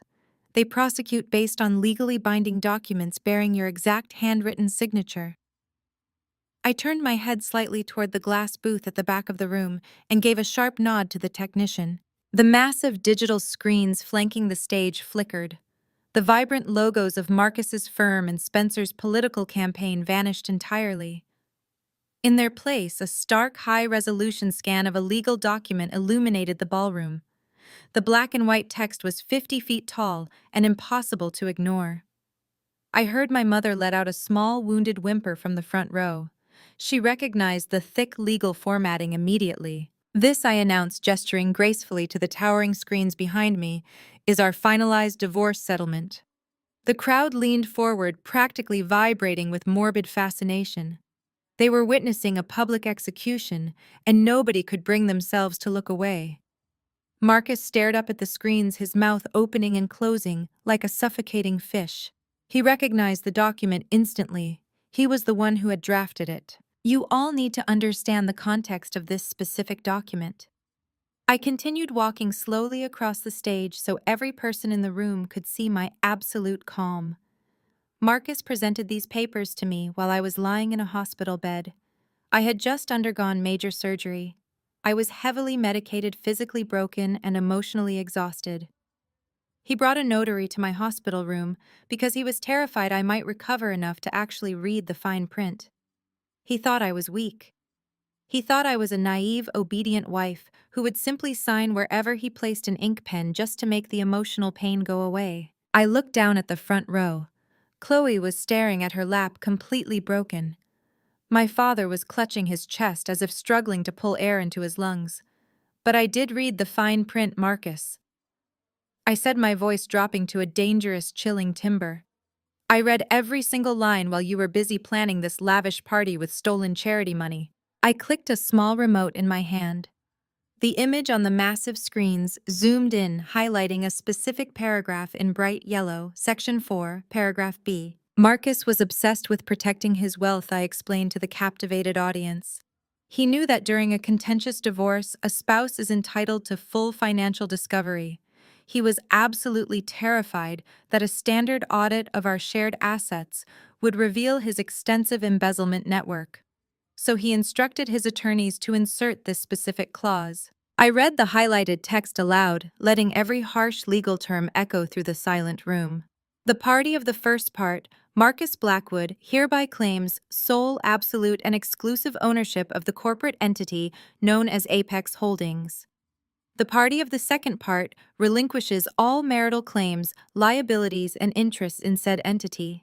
I lowered the remote and looked directly into Marcus's terrified eyes. "You were so desperate to keep your stolen money, Marcus, that you built a legal firewall to keep me entirely out of it. You thought you were protecting your golden goose, but you were actually building your own prison cell. By forcing me to sign away my rights to Apex Holdings in front of a licensed state notary, you legally severed me from every single financial crime you committed through that company. And far more importantly, you legally declared yourself the sole owner, sole operator, and sole responsible party for every dirty dollar that moved through those offshore accounts. Marcus swayed heavily on his feet. He gripped the edge of the broken cocktail table to keep from collapsing onto the glass-covered floor. "No," he whispered, shaking his head frantically. "No, no, no. My lawyers drafted that to protect my personal assets." "Your lawyers drafted exactly what you aggressively told them to draft," I corrected him sharply. "Because you are an arrogant man who truly believes he is the smartest person in any room. But you are not Marcus. You are just a reckless thief in an expensive suit." I turned my attention to the wealthy donors and politicians shifting uncomfortably in their seats across the vast ballroom. "For anyone in this room who wrote a check to the Caldwell campaign tonight, I strongly suggest you contact your personal defense attorneys immediately," I advised them, my tone turning entirely professional and detached. The signature on the screen behind me confirms beyond a shadow of a doubt that Marcus Blackwood is the sole owner of Apex Holdings. I paused, letting the terrible anticipation stretch until it was nearly unbearable for the crowd. "And I am thrilled to officially announce," I declared, my voice ringing with ultimate, unshakable triumph, "that as of 8 o'clock this morning, the Federal Bureau of Investigation alongside the IRS has formally indicted Apex Holdings for large-scale money laundering, wire fraud, and the direct embezzlement of over $5 million from registered charitable organizations." The ballroom erupted. The sheer volume of the sound was deafening. It was not just shock anymore, it was raw, chaotic panic. Men in expensive tuxedos were physically shoving their way toward the exit doors, desperate to flee the blast radius of the massive federal crime they had just been sitting adjacent to. Marcus fell to his knees. The strength completely evaporated from his legs. He knelt on the polished marble floor amidst the shattered glass and spilled alcohol, staring blankly up at the stage. The reality of his absolute destruction had finally crushed the last ounce of defiance out of his body. My mother was weeping openly now, her perfect expensive makeup running down her face in dark, ugly streaks. She reached out for my father, but he pulled away from her, staring at the floor in a state of catatonic shock. Spencer had managed to slip out of his chair, but two of Vance's security guards had already moved to block the side exits, ensuring no one directly involved in the massive fraud could quietly escape the room. I stood at the podium, looking down at the absolute ruins of the family that had tried to destroy me. They had spent decades treating me like I was invisible and disposable. They had systematically stripped away my confidence, mocked my ambitions, and tried to leave me with absolutely nothing while they climbed to the top. They had built their glittering, untouchable empire on a foundation of lies, cruelty, and theft. I did not have to say another word to them. The mountain of evidence displayed on the screens spoke for itself. The destruction of the Caldwell legacy was complete, permanent, and undeniable. Then, slicing clearly through the chaotic roar of the panicking crowd, came a sound that sealed their fate entirely. It started as a faint mechanical wail in the distance, growing louder and more insistent by the second, the harsh, shrieking pitch of approaching sirens. Through the massive floor-to-ceiling windows at the far end of the ballroom, piercing flashes of red and blue light began to reflect off the crystal chandeliers. The rapid strobing colors illuminated the terrified, defeated faces of my family.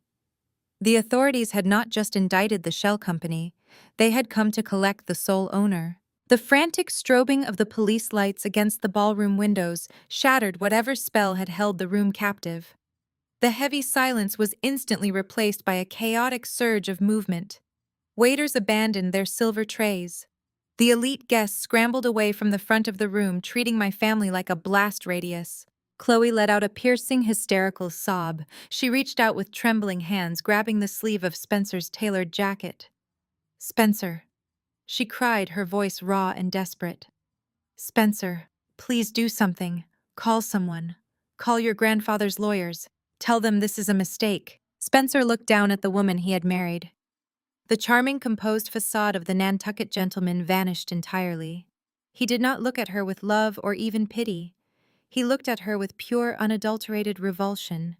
He violently yanked his arm away, stepping back so sharply that Chloe stumbled forward and nearly fell to her knees. "Do not touch me," Spencer snarled, his voice cracking with panic. He turned his back on his weeping wife and sprinted toward a cluster of older distinguished men standing near the center of the room. These were the political kingmakers of Atlanta. The old money families who had backed his campaign solely because they recognized his last name. They were already turning their backs, putting on their overcoats, and preparing to distance themselves from the impending scandal. "Arthur, please wait," Spencer begged, shoving his way through the retreating crowd and planting himself directly in front of a white-haired man in a sharp tuxedo. "You have to listen to me. I had absolutely nothing to do with this. I swear to God." Arthur, an incredibly influential state senator, stared at Spencer with eyes like chips of flint. "You are standing in a room paid for by stolen charity money, Spencer. Your campaign manager is currently on his knees waiting to be arrested. Step aside." Spencer's face flushed a deep, mottled crimson. He raised his hands, palms outward, adopting an expression of frantic pleading. "I am a victim here, Arthur. Look at me. I am a Caldwell. My family built the financial institutions of this state.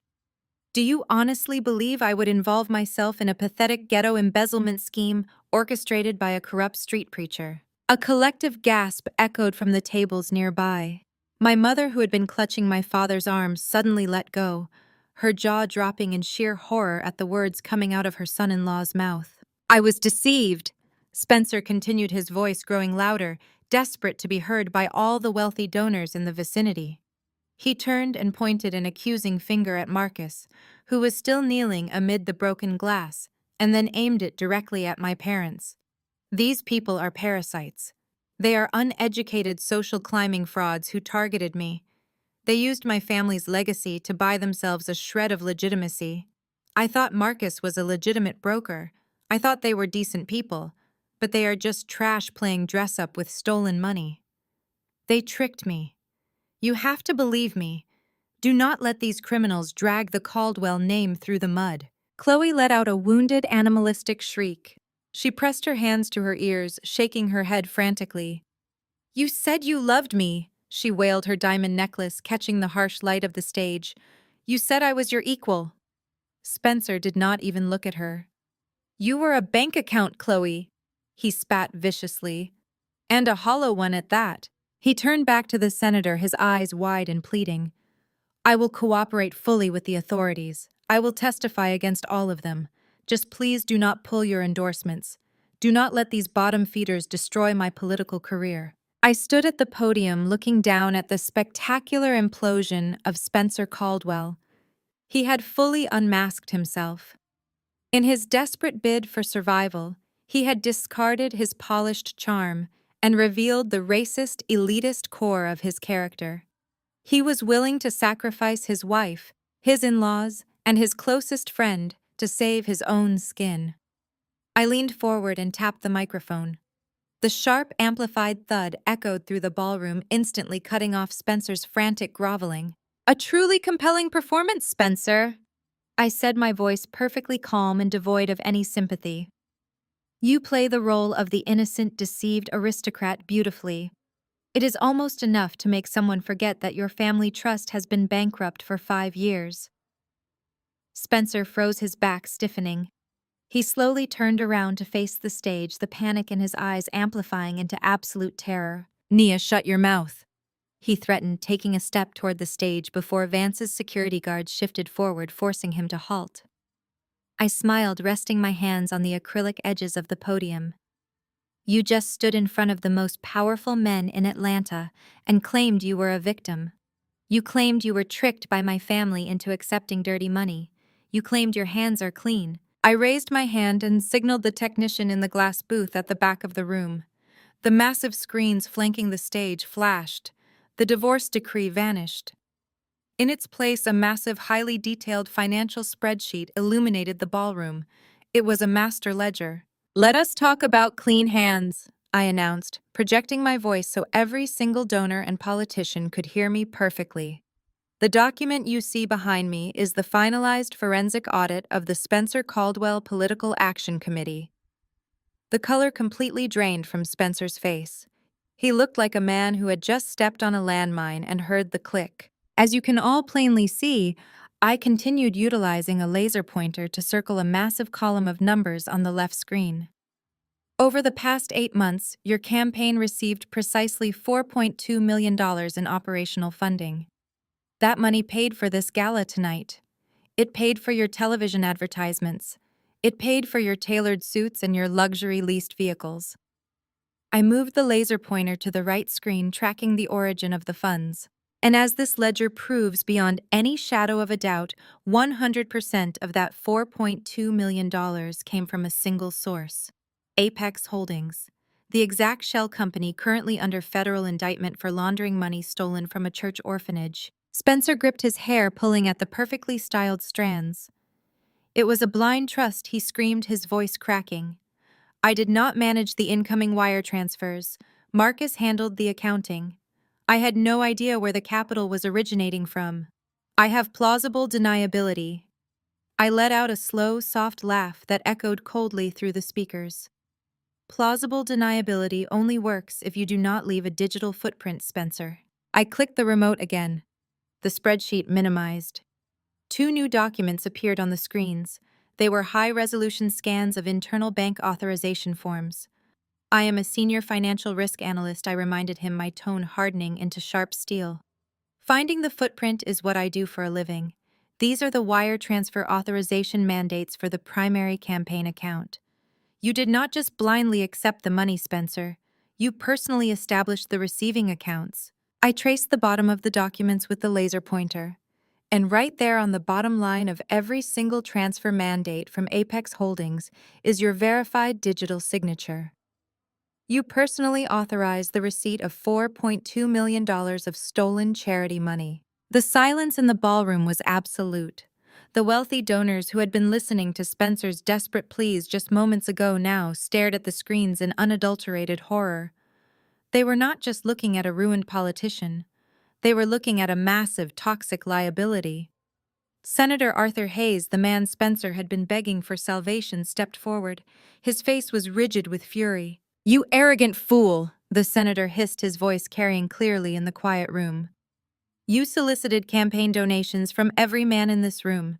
You mixed our clean, legitimate capital with money stolen from a church orphanage. You tied our names and our political action committees to a federal money laundering investigation." "Arthur, please," Spencer begged, taking a step toward him. "I can fix this. We can hire the best crisis management team in the country." The senator let out a sound of pure disgust. "There is no fixing this. You are radioactive. You are going to face federal racketeering charges, and you have dragged half the city council into a subpoena crossfire." The senator reached into his tailored jacket and pulled out his cell phone. He did not look at Spencer again. He turned to the other donors standing nearby. "I am calling my legal team right now. I suggest you all do the same. We need to freeze every single asset connected to this firm before the feds seize our accounts by association." A wave of panic swept through the elite crowd. Dozens of men and women simultaneously pulled out their phones, frantically dialing their lawyers, their accountants, and their public relations managers. The room erupted into a cacophony of desperate, hushed conversations. They were abandoning ship, and they were leaving Spencer to drown alone. Spencer spun around wildly, entirely isolated in the middle of the ballroom. His donors had turned their backs on him. His wife was sobbing on the floor. His campaign manager was paralyzed with fear. He looked up at me, standing on the stage, illuminated by the bright spotlights. His chest heaved and his eyes burned with a mixture of hatred and absolute despair. I stared down at him, watching the final remnants of his Nantucket privilege burn away to ash. "You built your entire life on the illusion of superiority, Spencer. You thought your name made you invincible. But in the end, you are exactly what you accused my family of being: a parasite living on stolen money." The heavy brass doors at the back of the ballroom suddenly swung open with a violent crash. The crowd parted instantly, flattening themselves against the walls and tables to clear a wide path. A dozen men and women wearing dark windbreakers with the bright yellow letters FBI printed across the back marched into the ballroom. Their faces were grim, professional, and focused entirely on the center of the room. I reached forward and turned off the microphone. My work here was done. The federal agents moved with terrifying efficiency. They bypassed the panicked donors and walked straight toward the front of the room. Marcus did not even try to run. He stayed on his knees, staring blankly ahead, as two agents hauled him to his feet and snapped heavy metal cuffs around his wrists. Spencer tried to argue, thrusting his Nantucket pedigree in the face of a stoic female agent, but she simply spun him around and cuffed him just as quickly. The ballroom was a chorus of gasps and frantic whispers as the Golden Boys of Atlanta were marched out the back doors in disgrace. And then a voice boomed across the chaotic room. It was not a shout of anger, but a deep, resonant baritone practiced in projecting over massive congregations. "Brothers and sisters, let us bow our heads in prayer." I turned around slowly. My father, Pastor Thomas Caldwell, had managed to pull himself out of his catatonic shock. He was standing near the edge of the stage, his arms raised high toward the vaulted ceiling in a posture of absolute forced piety. He had somehow gotten his hands on the secondary wireless microphone left on the Master of Ceremonies table. "Lord, we ask for your grace in this hour of darkness," Thomas bellowed, his voice trembling with manufactured sorrow. "We ask for your divine protection over our flock as we face the deception of the wicked. The devil has infiltrated our sanctuary through the deceit of these men, but we shall not be broken. Our church stands pure and our faith remains unshaken." He was actually doing it. He was performing. With federal agents literally dragging his son-in-law and his political protege out the doors, he was trying to cast himself as the innocent shepherd, betrayed by the wolves. He was trying to salvage his holy empire by pretending he had absolutely no idea where the millions of dollars funding his lavish lifestyle had come from. He was throwing Marcus and Spencer straight under the bus, hoping the blood spatter would not stain his immaculate clerical collar. I stepped away from the acrylic podium and walked directly toward him. The emerald silk of my gown rustled heavily against the polished floor. "Put the microphone down, Thomas," I said, my voice cold and hard enough to cut glass. He ignored me, closing his eyes tightly and raising his voice even louder to drown me out. "We rebuke the lies of the enemy. We pray for my daughter Nia, whose heart has been poisoned by bitterness and secular greed. We pray the Lord removes the spirit of vengeance from her soul. We pray she finds her way back to the righteous path and sees the terrible destruction she has wrought upon her own family today out of pure spite." He was doing exactly what he had always done. He was using God as a shield and weaponizing his congregation against me. For my entire life, he had hidden behind his religious authority. When I came to him crying because Marcus was verbally abusive and controlling, he told me to pray for a better attitude and to submit to my husband. When I discovered the very first inconsistencies in the church ledgers 3 years ago and brought the paperwork to him in secret, he told me I was being a hysterical woman. He ordered me to be silent. He had willingly sacrificed my sanity, my physical safety, and my absolute dignity just to keep the dirty money flowing into his expansion fund. He loved his megachurch and his custom-tailored suits far more than he ever loved me. I did not ask him a second time. I reached out and ripped the wireless microphone right out of his perfectly manicured hands. He gasped, his eyes snapping open in genuine shock as the feedback whined sharply through the speakers.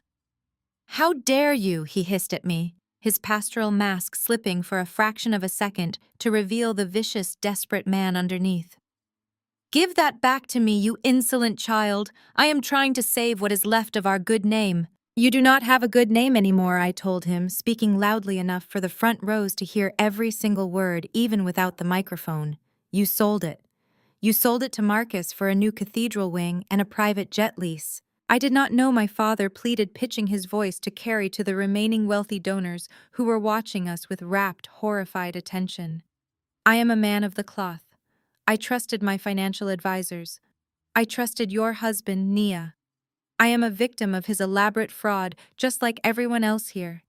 I am an innocent servant of the Lord doing his holy work." I laughed right in his face. It was a harsh, joyless sound that made him flinch. "You are a parasite, Thomas. You knew exactly where every single dime of that money was coming from." 3 years ago, I sat in your private office smelling that ridiculous expensive cologne you bought with stolen money, and I showed you the massive discrepancies in the orphanage charity fund. I showed you the missing hundreds of thousands. And do you remember what you told me? My father swallowed hard, taking a stumbling step back. He looked around frantically, realizing the crowd was hanging on to my every word. Nia, this is not the time, he stammered, his confident, commanding baritone reducing to a pathetic squeak. We can handle this privately as a family.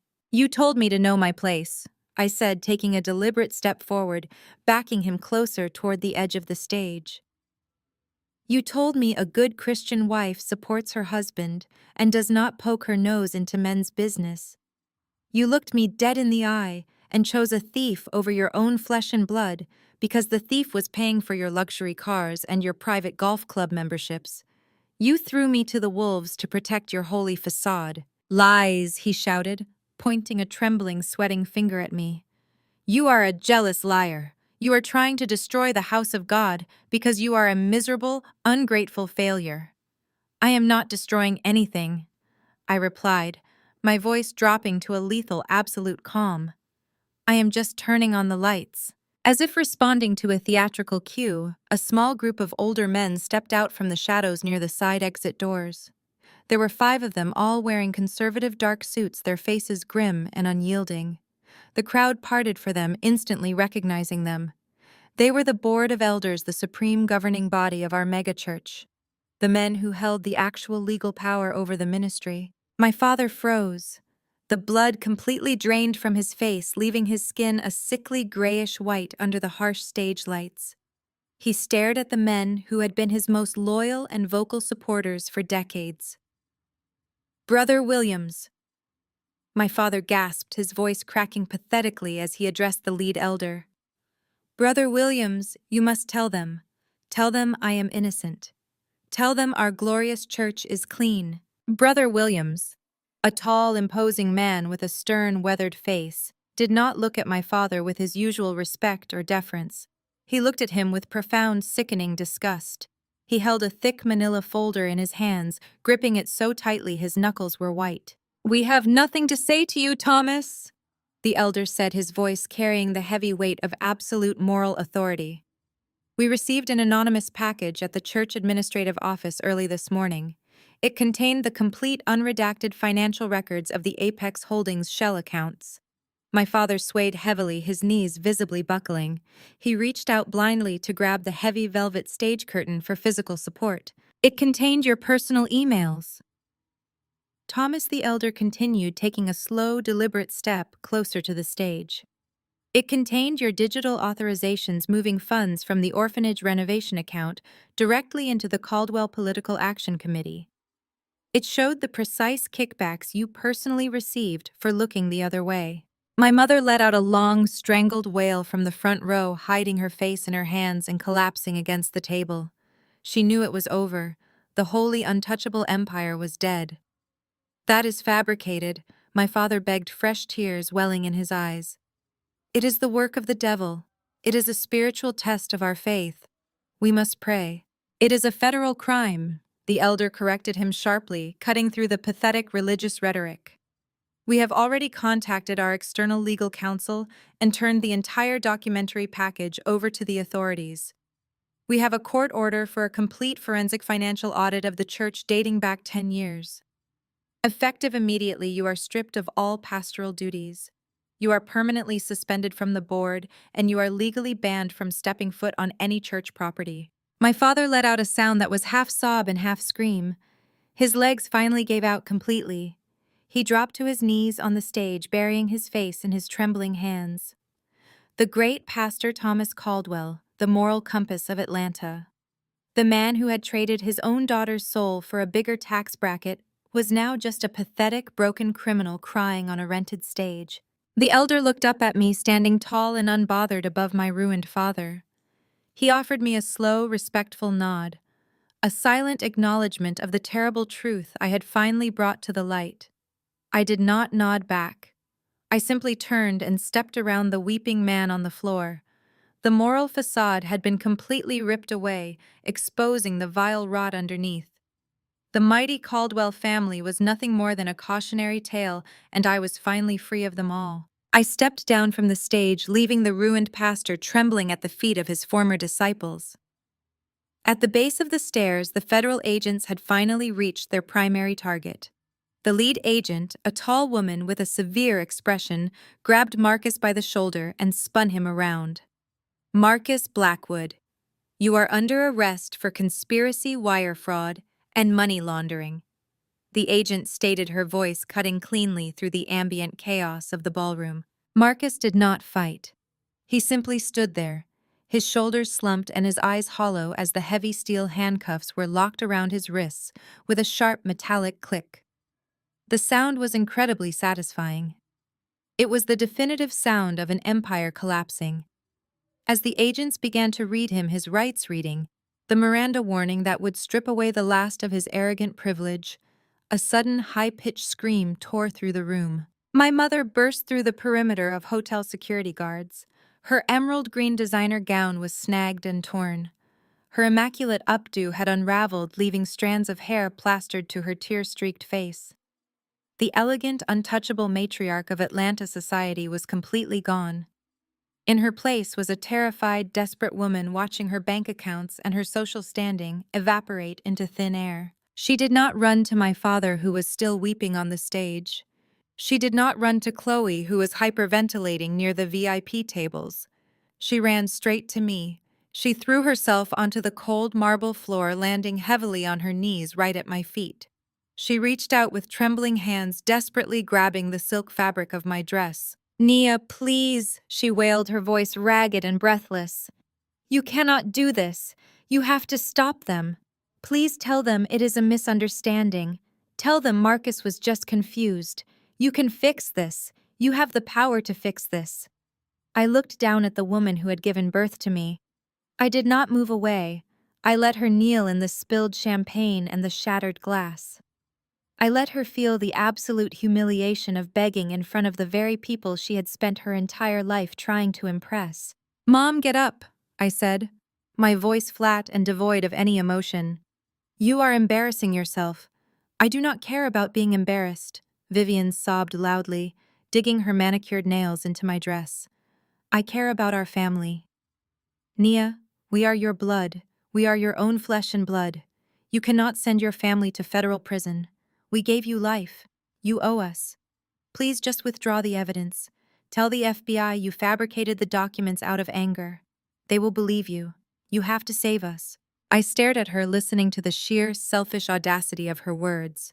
Even now, on her knees, facing total destruction, she was asking me to destroy my own credibility and risk prison time just to preserve her comfortable life. She was still demanding that I sacrifice myself on the altar of the Caldwell family. I reached down and firmly pried her trembling fingers off my dress. I stepped back, forcing her to look up at me. "You want to talk about blood, Vivian?" I asked, my voice echoing loudly in the tense silence of the room. "You want to talk about the sacred bond of family?" I knelt down slightly, bringing my face closer to hers so she could see the absolute zero of mercy in my eyes. "Let us go back to exactly 1 year ago." I whispered, my words sharp and lethal. "Let us go back to that hospital room." I had just woken up from an emergency surgery. I was bleeding, I was terrified, and I was heavily medicated. The doctors had just told me I had lost the pregnancy. I was completely broken. My mother flinched as if I had struck her. She tried to look away, but I grabbed her chin, forcing her to maintain eye contact. "Do you remember walking into that room, Vivian?" I demanded. "Because I remember it perfectly. You did not ask the nurses if I was going to survive. You did not hold my hand and tell me it was going to be all right. You did not shed a single tear for the grandchild you had just lost. You walked up to my bed, grabbed my left hand, and you forcefully slid my wedding ring off my finger." The wealthy guests standing nearby gasped in horror. Several women covered their mouths, stepping back from my mother in sheer disgust. "You twisted the metal over my swollen knuckle while I cried in pain." I continued, my voice rising, carrying the full weight of a decade of suppressed rage. "And do you remember what you told me while I lay there bleeding? You said Marcus was filing for divorce because I was defective. You said I had failed as a wife, and I no longer had the right to wear his expensive diamonds. You stripped me of my dignity when I was at my absolute weakest because you wanted to make sure Marcus did not cut off your allowance. You chose his wallet over my life. Nia, I was trying to protect the assets. Vivian stammered weakly, her eyes darting around the room, looking for anyone who might understand her twisted logic. I knew you were leaving him. I just wanted to make sure the family was secure. You only ever wanted to secure yourself. I corrected her, standing back up to my full height. You threw me away like garbage because you thought I had no value. You thought Marcus was the winning ticket. But you bet on the wrong horse, Vivian. And now you get to burn with him. I will not withdraw a single piece of evidence. I am going to watch the federal government seize your house, your cars, and every single piece of jewelry you bought with stolen charity money. Vivian let out a guttural sound of pure despair. She collapsed completely onto the floor, curling into a fetal position and sobbing uncontrollably into the polished marble. A sudden violent roar erupted to my right. Marcus had been listening to every word. The humiliation of being arrested in front of his peers, combined with the absolute destruction of his carefully curated life, finally snapped his fragile narcissistic mind. He realized there was no escape. There was no clever legal maneuver that could save him. His wealth, his reputation, and his freedom were entirely gone, and he knew exactly who was responsible. "You bitch!" Marcus screamed, his face contorted into a mask of sheer murderous rage. Using a sudden surge of adrenaline, he violently shoved his shoulder backward, knocking the female FBI agent off balance. Before the other agents could secure their grip, Marcus lunged forward. His hands were cuffed behind his back, but he threw his entire body weight toward me, lowering his head like a battering ram, aiming directly for my chest. His eyes were wide and bloodshot, filled with the desperate manic desire to take me down with him. He never even made it halfway. Vance moved faster than a man his size had any right to. He stepped smoothly across my line of sight, intercepting Marcus's chaotic charge. Vance simply planted his feet, grabbed the collar of Marcus's tuxedo jacket, and used the man's own momentum against him. With a sharp, brutal twist, Vance slammed Marcus face first into the solid marble floor. The impact echoed through the ballroom with a sickening crack. Marcus groaned loudly, a spray of dark blood instantly pooling out from his crushed nose and staining the pristine white tiles. Two federal agents immediately dropped onto his back, pressing their knees hard into his spine to pin him down. "Do not move," the male agent ordered, pressing Marcus's bleeding face flat against the floor. I stood perfectly still, watching the man who had tormented me for years writhing helplessly at my feet. He was gasping for air, blowing bloody bubbles against the marble, his expensive tuxedo ruined beyond repair. He looked pathetic. He looked exactly like what he truly was. A small, weak man who had finally run out of victims to hide behind. Through the massive glass windows of the ballroom, the flashing red and blue lights of the arriving police cruisers illuminated the space in a frantic, chaotic rhythm. The sirens were deafening now, echoing through the streets of downtown Atlanta as local law enforcement arrived to assist the federal agents. I reached down and smoothed the silk fabric of my emerald gown. I looked at my mother sobbing in a puddle of spilled wine.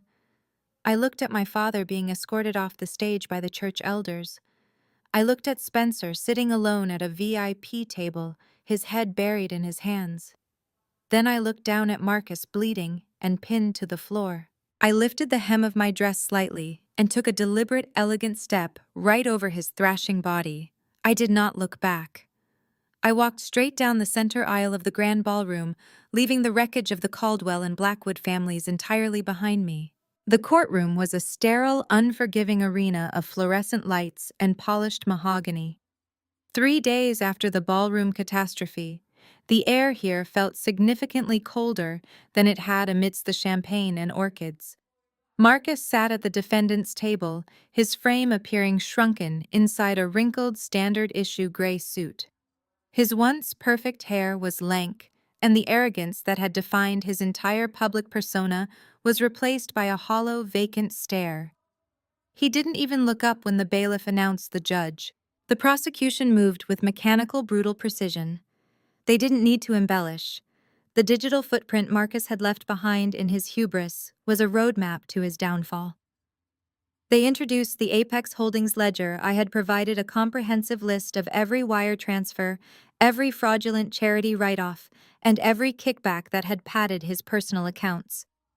Beside him, Spencer's legal team had already abandoned ship, filing a motion to sever his case from Marcus's. They were arguing that Spencer was merely a naive, trusting political candidate misled by his financial manager, a defense that looked increasingly flimsy as the evidence of his personal signatures on the transfer mandates appeared on the projection screens. I watched from the gallery, my posture composed, my hands clasped loosely in my lap. I didn't feel the need to gloat. Seeing the man who had systematically dismantled my life and the lives of those he exploited sitting in a courtroom awaiting a decades-long sentence was its own kind of quiet, profound justice. The judge, a woman known for her lack of patience for white-collar criminality, listened to the federal prosecutor detail the systematic looting of the orphanage trust. As the prosecutor read aloud the dates and amount sums that had represented food, clothing, and security for children, I saw Marcus finally flinch. He squeezed his eyes shut, his jaw working as if he were trying to suppress a scream that was clawing its way up his throat. The fallout outside the courtroom was equally swift. The Caldwell family's reputation, once a titan in Atlanta's social and political landscape, had dissolved like salt in water. Chloe, having filed for an emergency dissolution of their marriage, was locked in a vicious public battle with Spencer over the remaining scraps of their joint accounts. Every news cycle brought fresh revelations of their petty, destructive bickering, each headline further alienating the few friends who hadn't already fled. Spencer, having been dropped by every major donor and abandoned by his party, had retreated to a small rented townhouse, his political ambitions buried under the weight of an impending racketeering indictment. My parents remained the most difficult to watch. They had clung to the hope that they could distance themselves from the collapse, that their status as pillars of the community would shield them from the fallout. But the church elders had been relentless. The financial audit had exposed the extent of the ministry's entanglement with Apex Holdings, revealing that my father's strategic investments were nothing more than laundered money. The church building itself, the very place where my father had preached about morality and salvation for 30 years, was listed as a primary asset to be seized for restitution. They were evicted from the parsonage, their social standing annihilated, forced to move into a tiny, outdated apartment in a suburb far removed from their former circles. The climax of their downfall occurred on a humid Tuesday morning at the county courthouse during the public auction of their seized assets. I stood at the back of the room, accompanied only by my lead attorney. The auctioneer's gavel struck repeatedly, dismantling the life my parents had curated with such ruthless intensity. Furniture, art, and family heirlooms went to the highest bidder, their monetary value far outstripping the sentiment they were supposed to represent. Finally, the auctioneer announced the sale of the property that had been the epicenter of my parents' performative life, the sprawling, ivy-covered family estate. My father stood near the front, his face ashen, looking like a ghost of the man who had once lectured me on the necessity of perfection. He didn't look at me, but I could feel his awareness of my presence in the room. He knew exactly who was responsible for his presence here, and he knew that there was absolutely nothing he could do to stop it. The bidding started low, then climbed steadily. I watched as the numbers moved beyond the reach of the local developers who had hoped to pick up a bargain. Then, my attorney signaled. The bid he placed was sharp, decisive, and significantly higher than the previous offer, intended to end the competition instantly. A hush fell over the room. The auctioneer looked around, waiting for a counterbid that didn't come. Going once, going twice, sold to the representative of Sterling Holdings. My father's head snapped toward me, his eyes widening in total disbelief. He knew the name of that firm. It was the same entity I had used to purchase the mortgage on his lifestyle months ago. He realized then that I wasn't just a spectator to his ruin. I was the architect. I had moved systematically, acquiring the debt that had suffocated them, ensuring that the ground they stood on was legally mine to reclaim or discard. My mother leaned against my father, her eyes glassing over as she watched the gavel fall on the property that had defined their identity for 3 decades. She looked at me, a brief moment of eye contact, that lasted only a fraction of a second. There was no apology in her look, just a profound, haunting recognition. She finally understood that the daughter they had discarded, the one they had considered a failure, because I didn't fit their narrow, rigid box, had become the one who held the power to decide their future. As the crowd began to disperse, I walked toward the exit. I didn't approach them. I didn't need to offer words of comfort, and I certainly didn't need their permission to move on. I passed Spencer near the courthouse steps. He looked disheveled, his expensive suits replaced by something off the rack and ill-fitting. He caught my eye, a flash of pure, unadulterated hatred crossing his features, but he kept walking, knowing that any interaction would be recorded by the media vultures swarming the sidewalk. The sun was bright and blinding as I stepped out into the city. I felt a strange sensation of lightness in my chest, a weight I hadn't realized I was carrying having finally been lifted.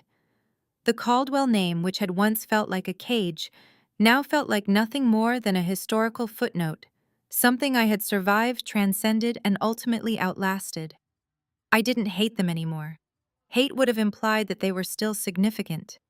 They had simply become irrelevant. My car was waiting at the curb. As I slid into the driver's seat, the leather cool and smooth beneath my hands, I took a long, steady breath of the city air. I wasn't going back to the hotel. I was going to the office, to the firm I had rebuilt, to a life that belonged entirely to me. I had reclaimed the narrative, settled the accounts. And finally, after years of being defined by the expectations of people who saw me as an asset to be managed, I was free. I turned the ignition, the engine purring to life, and drove away from the courthouse, never glancing back at the people who had tried to build their success upon the ruins of my spirit. The truest victory wasn't just seeing them lose, it was knowing that I had won by simply refusing to break.